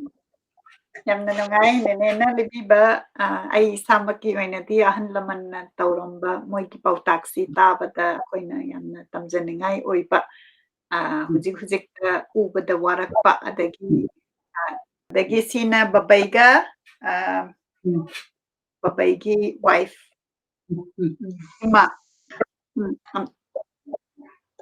sina akoi bubok ne mama papa bubok su akoi ne khangpadagi bubok na dukan chapase akoi yam inai ba hojiki nebok na habado akoi nebok na bubok chawbi bubok akoi bubok chawna dukan chatle maina dukan da mi thengna ba khotna ba habado akoi gi sum hairoga du matam du uba gande adu bubok na thaina aigi cousin ama lai inau nupa Leopold aina ma ga aiga se ningai tawduni aigi sanatombi ga kenogi warido adubu male ibani se khatnai ba man tawde ke do taw ya kholino na yam khatnai ibani adu bubok na chatpa gan sine ibani sin ngai taw chattoini dum pudoni bubok na chapon makal pijadana bubok no mata khoje chaide tarsu haibadi chairasu fajan ngang ba bubok yam phingde kupudi thuni mai haini ina babaigi yang oiringai gi picture ni ko yam nungsi yamna all oiba picture si hujik yam nongna fazana fresh oina thambi bagi yamna nongai thaina gi picture sigi picture si icon on thokjarage family picture ni angtang haibiro duka icon na muksin on thorak pupugi nakanda pamibani hina akoi bubok lere aduga akoi mamone aduga mathangdana akoi aigi mama ne aduga aigi idomcha second subudune aduga last subate cha aduga akoi idomcha moi habdi feature tawzariba agi machanupa ama machanupi ahum mani si picture si share tawba loizare loirakpasida babaibu hanna kurumjari akoina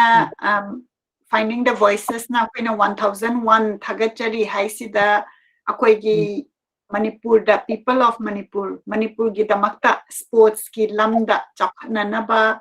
adagi mayam da coach tawbidana inspire tawbiba gi damakta hanna thagachari aduga kurumjari aduga yengiriba namaknasu football gi maramda khangninga gadi hojik su kanna yamna memory sharp oina 83-year-old oina Kwakeithel Thiyam Leikai da lebiriba ningoina panjarabada Laishram Nabakumar Singh bu koina kauba yade soidana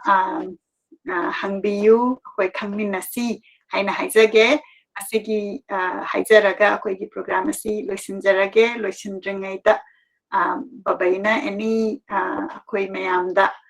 loirakpagi wa amani dang haibiragadi koi yamna mangon legani aduga babaisu na yektana kanna koi mayam gi mangon pipiraga lebina bagi damakta koi mayam lai kuruminari kurumjari aduga babaina kari nungaiba dagi janingba adugumba leiraga su haibiyo haina hagado Monica nada yetana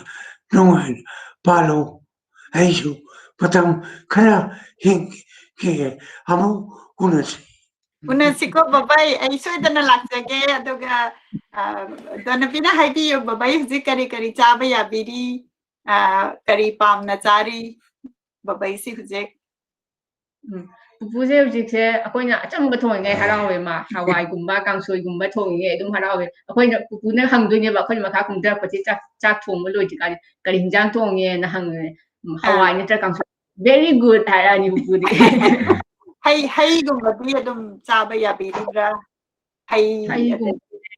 adum yamna citrus oidaba fruit laidana apple adum banana adugumbadi aduga haikru gumba adum marak adum umme amaina Okay. Yamna nungsi ko masi haraga koi gi program asi loisinjarage aduga yengo yamna sangya koi si pung ama makai muk phambi bagi damakta aduga koi mayam nene nasu ningsing bidana koi gi honor tawjariba guest speaker Laishram Nabakumar gi aduga pokminaba brothers oibana mukena special oina wa khara haibi bagi aduga program asi mapung phan bagi thagachari ima busu thagachari aduga donabina amuk generations akhoi myam generation si yengo third generation pulla kanda yamna nuksina akhoi myam ahan laman bu lai guru bu seba tauna kurumna akhoi myam hingminasi nuksina leminasi akhoi ki ancestor akhoi ki ahan laman si sumkau gumsi aduga moina hairamba wa hujik nene chitra na haibiri nene chitra gi baba ima legidraga su moina nungsina loan pauna dragasu kamain toraga connect tauge haibado adugumba pausel du na akhoi gi chahi 2021 si people of Manipur gi ho sina yamna mangon leiba ama oire masi hairaga kurumjari mayam kurumjari